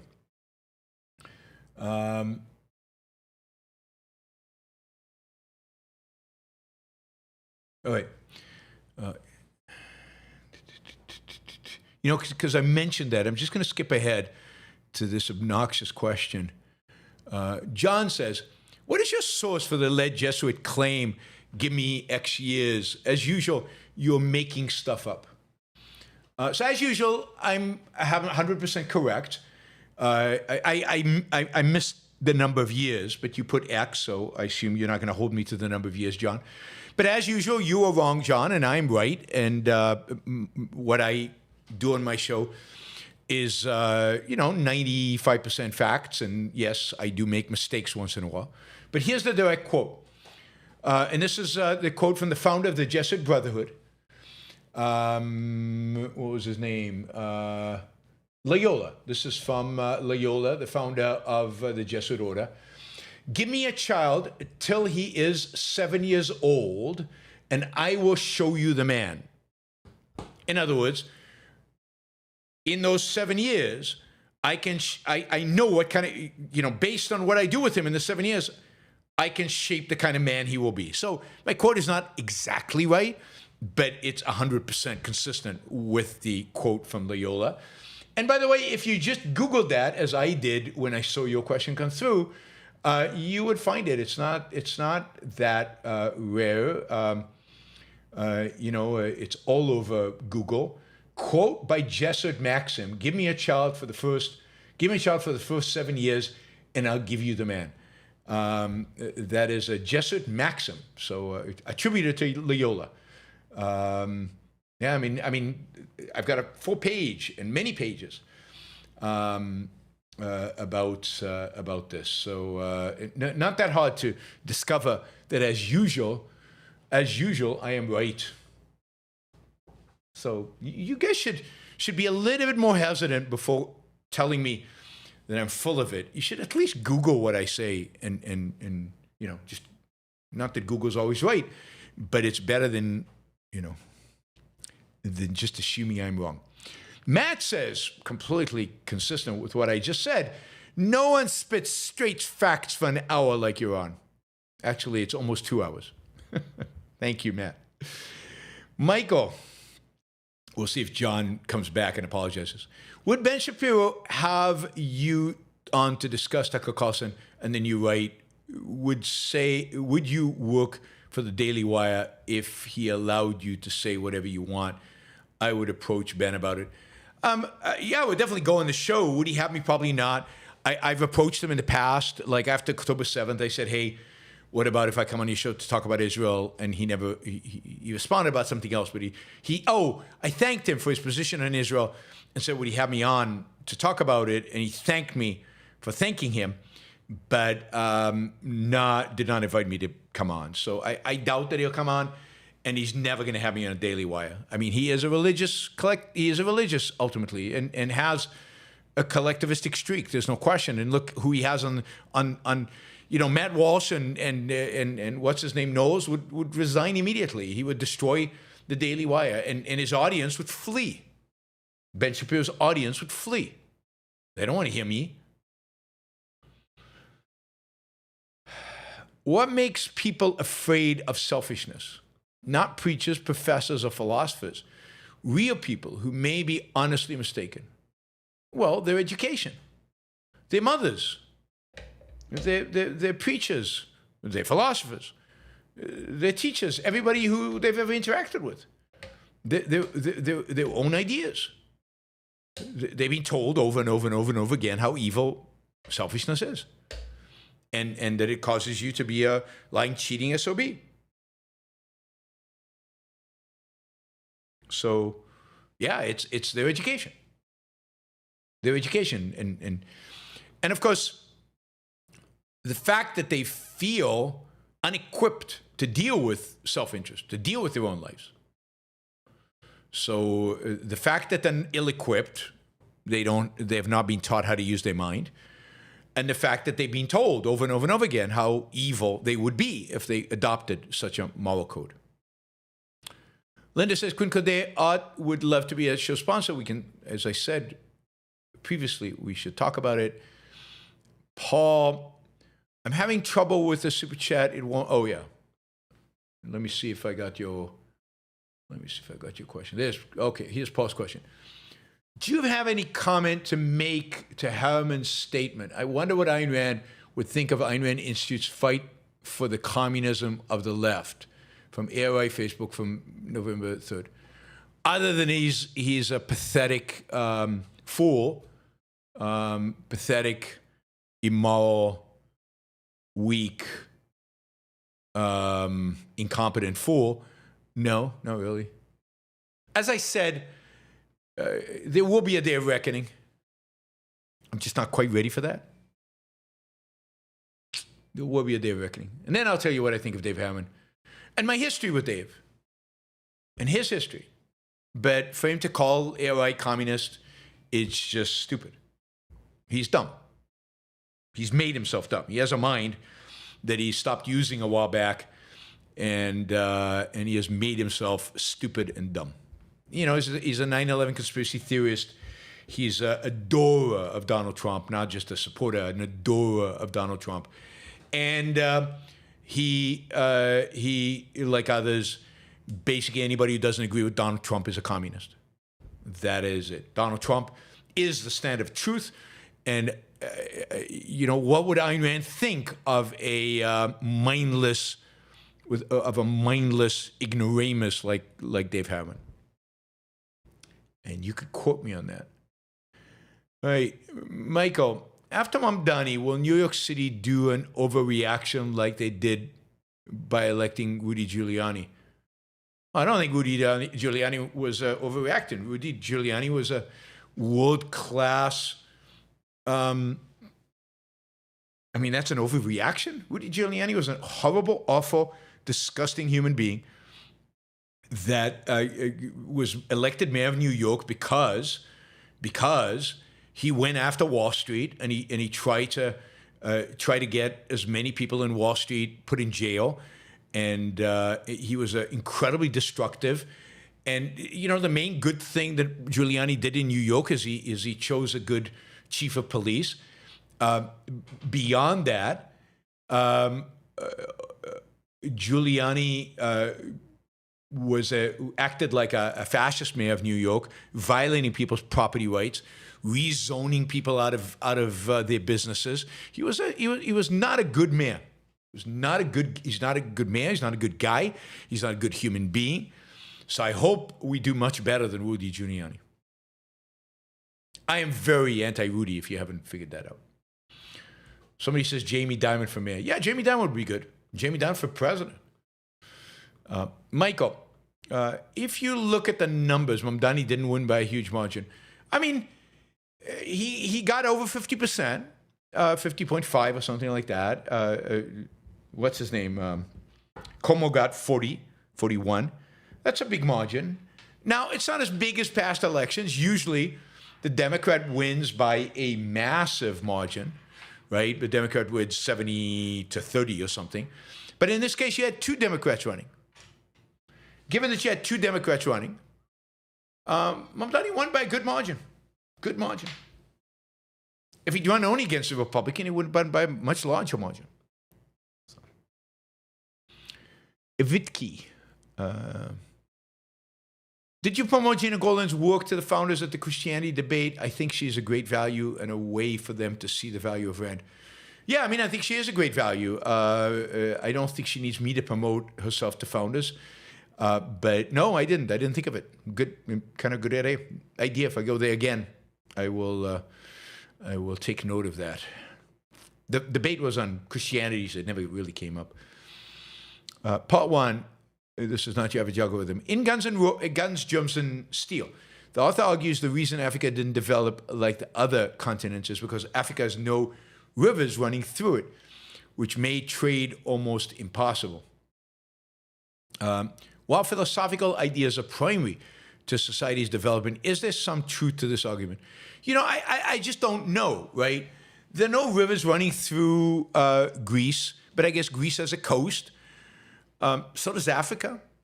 Much of Africa has coast. They could have sailed to different places around the world or in boats. But it is true that if you look at early civilizations, they developed around rivers. So the Nile, that's Africa, by the way.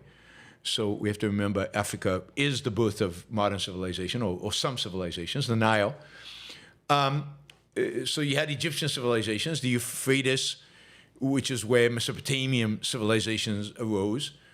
There was a very thriving civilization in Central Asia.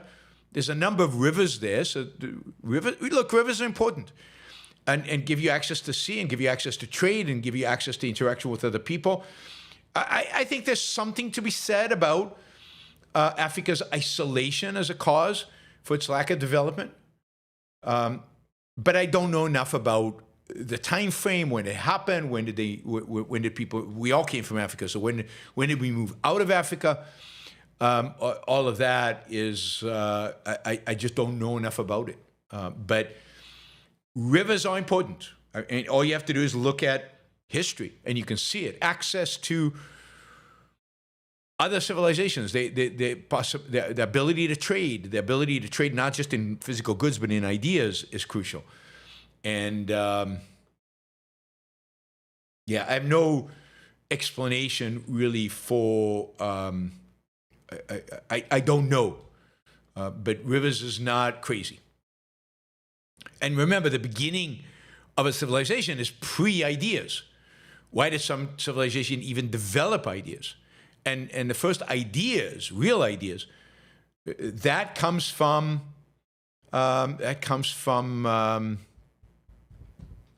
Greece. So why Greece? Why not Egypt? Why not Mesopotamia? Why not China? Why Greece? I don't know that there is an explanation. Right? So, I think to develop, trade is crucial. And you have to have access to trade. You have to have the ability to trade. Again, trade not just in goods, but also in ideas, particularly in a world where all you have around you is a tribe. But I think some of it is just accident. Certain types of geniuses were born at a certain point in time in Greece and not somewhere else. Right? But real philosophical ideas come from Greece. Other civilizations had certain aspects of math, and so Sumerians had math. Yeah, I mean, they even had law. What's his name's law? Hammurabi's laws in Mesopotamia. Indian civilization and Chinese civilization had other civilizing aspects, other parts of, pieces of the puzzle. Again, the strongest was in Greece. But why did Africa have none? Why did North and South America have none? I don't think we have a clear explanation for any of that. North and South America have rivers. Can't just be rivers. But isolation makes it difficult to advance. Whoops. Anne asks, how long of Dark Ages before Objectivists ascend? I have no idea. No even idea how to even think about it. And again, I'm not sure what a Dark Ages actually looks like in the modern era. Was the debate in San Francisco film? Will it be uploaded? No and no. If it was not filmed, it cannot be uploaded. Marius, globalization led to outsourcing of production to lower cost regions. How can you convince the factory worker to support zero protectionism? Well, I mean, first, globalization did not lead to outsourcing of production to lower cost regions. Again, we produce more stuff today in America than we ever did. Globalization or globalization and technology ultimately led to the introduction of technology into factories and less need for human beings. People lost their jobs to manufacturing, not to the Chinese, but to robots and to mechanization. Now, specific industries were lost, like textile was lost to Vietnam and Bangladesh and other places. And the way to convince workers to support zero protectionism is to convince them that they're better off doing more productive jobs, that they will make more money, their standard of living will be higher, their children will not be stuck in manual labor, but their children will become programmers and be able to embrace a high-tech economy. And beyond that, you have to convince them that they have no right to stop progress. They have no right to lower the standard of living for their fellow Americans or for anybody for that matter. Nobody has a right to a job. Factory workers don't have a right to a job. And the whole basis of freedom, the whole basis of economic progress, the whole basis of liberty, the whole basis of the American system is that you do not have a right to force your neighbor to stagnate. So, you're going to lose your job at a factory, retrain, and get a better job. That's what they need to be told. They need to be treated as adults. Treated as adults and not as children that are dependent. They need to be told the truth. Just like a lot of people should be told the truth now. They're going to lose their jobs to AI. Better think about retraining. Better think about how to do well in the coming economy. But you have no right to force me to stagnate.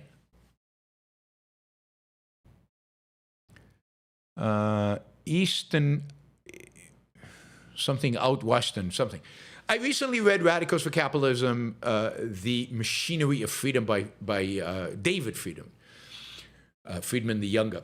He says man can go to hell by his own choosing. Is that where you disagree with anarcho-capitalism? I don't understand that. Capitalize what we can, should. I don't understand. I don't understand the question.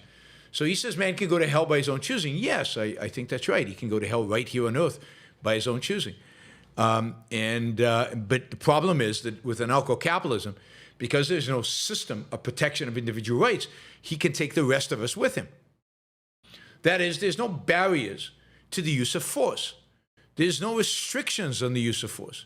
There's no stopping one defense agency from dominating other defense agencies, taking them over and imposing authoritarianism over all of us, or just living in a state of constant fighting.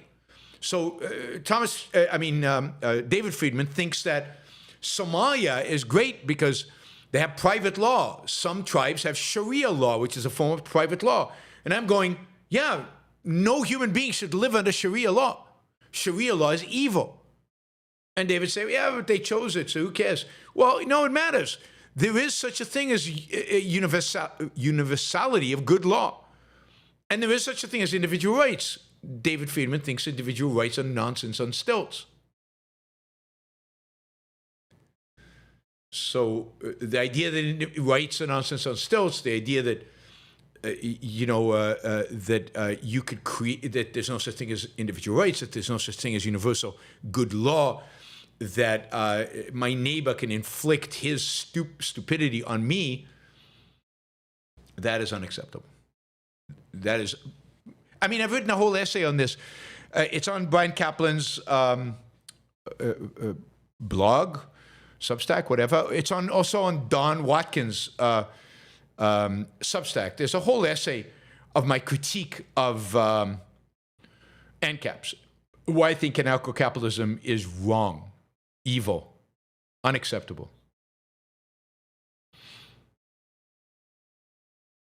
The republic protects the individual, but a republic is not anarcho-capitalism.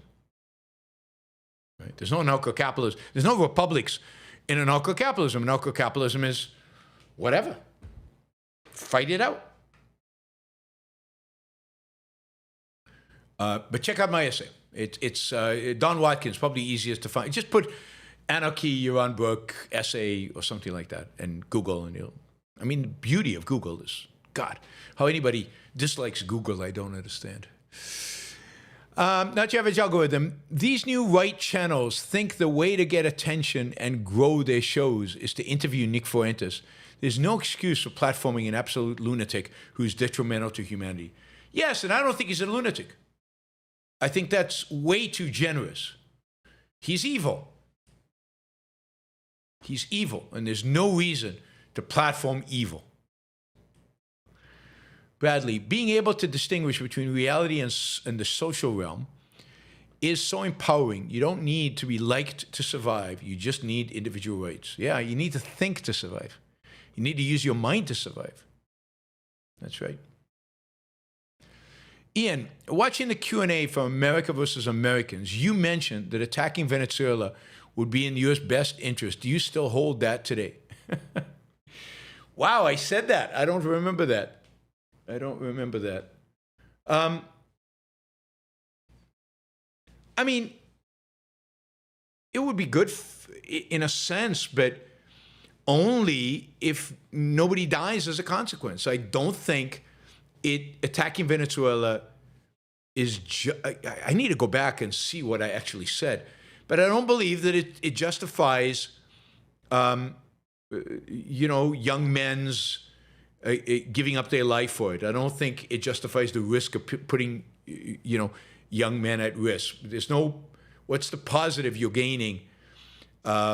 I mean, the oil, maybe, but it just doesn't strike me as important enough. There's plenty of oil in the United States, not like we're short of oil.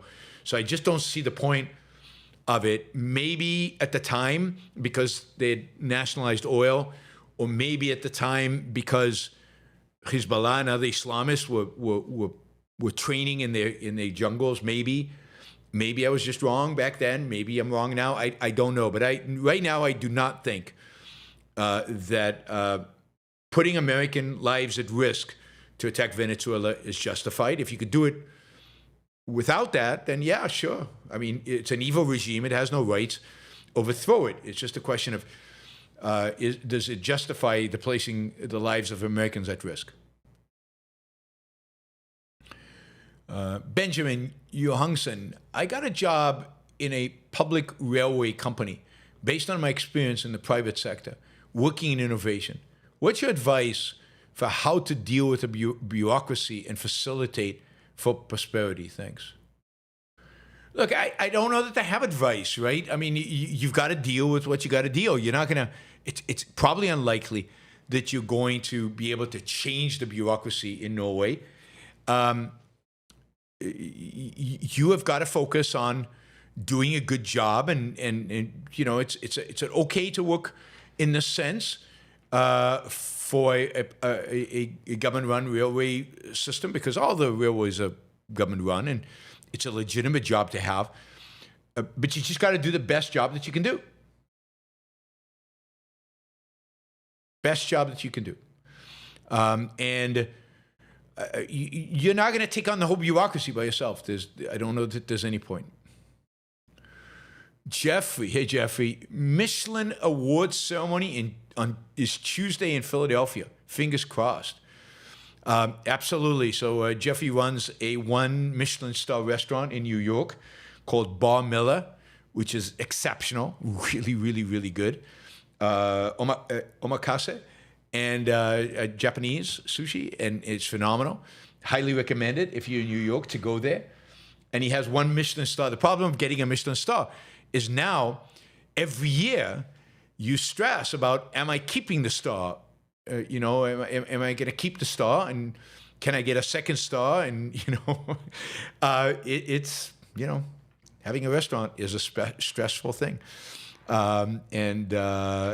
know, and having a Michelin star, not having a Michelin star, having 1 versus 2 versus 3, have real economic consequences.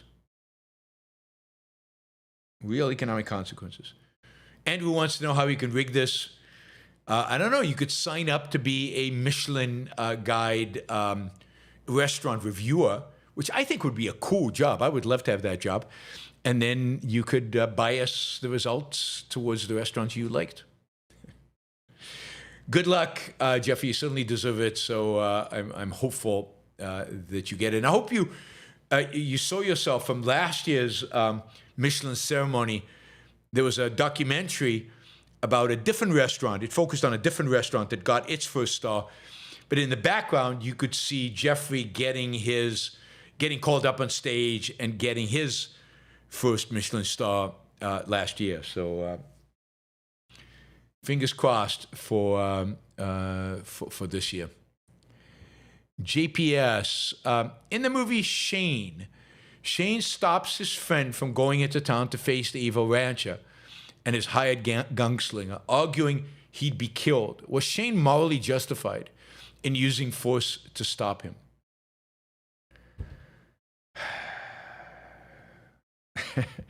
It's a tough one, but I think at the end of the day, yes. You know, his friend was going to go. His friend was going to go, and Shane. It was clear to Shane that he was going. If he went, he would die. He would be killed. He was no match for the gunslinger. Shane also knew that he could take care of them, and he was a match for the gunslinger. And so, yes, I think sometimes as an act of love, it can be appropriate to use physical force to prevent somebody you love from doing something really, really, really stupid. I wouldn't make that a strategy, but this is life or death. And notice that Shane never goes back to his friend, never goes back to the ranch. He rides off into the sunset. and partially it's not clear they can be friends again because he used force on him. He did use force on him. So it's one of those things that sometimes have to be done, but not something that you want to make a habit of. You want to do more than once. Jeffy says, yes, after we won last year, we more than doubled our sales. That's fantastic. So yeah, let's hope Jeffy keeps the star at least, and that it goes well. And yeah, so it's, when did he say it was? Tuesday, okay. We'll read up on it Tuesday night or Wednesday. I'll look it up on the web and see what's happening. Exciting. And all of you should check out, I mean, everybody who has gone based on my recommendation has loved it. So, and quite a few people have gone. So do it. All right, Lincoln says, just started my rough draft of my first novel. It's about two romanticized young singers that get discovered by a record label, but need to fight the label trying to control their values and lives. The novel will have a lot of objectivist themes as the characters take pride in their art success and money and stand up for the values despite external pressure to change. That's great. I mean, be careful not to be dogmatic and not to be overly preachy. Remember that you're telling a story, and the key is the story and the values. The values you're talking about, the objectivist theme, should come out through the story more than through any kind of explicit statements. I mean, Ayn Rand could get away with explicit statement, but that's hard, really hard for a novelist. So think about it. Andrew, is the essential intellectual value of Greek culture the institution of reason as the means of intellectual inquiry? Yes, I think that's right. I think that's the number one value. I mean, there are a number of values, but yes, the idea that one needs to seek truth through reason, that is it. And the truth is possible, that reason is efficacious. That is it. Just sent you another email about sponsorship, Linda says. Thank you, Linda. Lincoln, it's going to take a long time for it to be written. I'm expecting it to be 700-ish pages, and obviously being a student limits possible writing time. Good luck. Yeah, all the best with that. That is a big project. Maria says, what I think of Calvin Coolidge, very mixed on Calvin Coolidge. I mean, he was certainly good on certain economic issues. It was generally laissez-faire, generally left alone. He didn't roll back things like antitrust and other regulations and other laws that infringed on economic liberty, but he didn't enforce it quite as much, right? So under him, enforcement was low. On the other hand, he was very bad on tariffs. He raised tariffs. Tariffs were already existing, and he raised them during the 1920s when he was president. And he was very bad on immigration. He basically was responsible for the passage of the 1924 immigration law that basically ended most immigration to the United States. So how do you want to weigh the bad versus the good? He was mixed, like most of these, generally better than most economics. But, you know, the anti-immigration and pro-tariff stuff is really, really, really bad. All right, Andrew says, there's a connection between reason and honesty. Honesty entails seeking the truth via reason. We can judge Tucker Carlson so poorly because he's being dishonest in choosing not to enjoy reason. Thoughts? Yeah, I mean, reason requires honesty. Honesty is about, it's only the facts. Well, reason demands only the facts. Reason demands you face reality. You only deal with what's true. Tucker evades. He ignores. He is clearly dishonest by not being willing to look at the facts and by presenting us with nonsense, with non-factual BS. The demon scratching him is just a manifestation of that. But his whole modus operandi is subjectivism. There's no objectivity. He's not presenting us with actual facts. He goes to Russia and shows us a grocery store and is so delimits the context so as to evades the entire context and evades what's going on as to fool us into thinking that this is somehow representative of something. So yes, this honesty and reason, I mean, every virtue, honesty being one of them, is just another point of view on rationality, on what it means to be rational. In this case, only the facts. That's what honesty is, and that's what reason requires. All right, guys, 2.5 hours. Thank you. You guys were very generous today.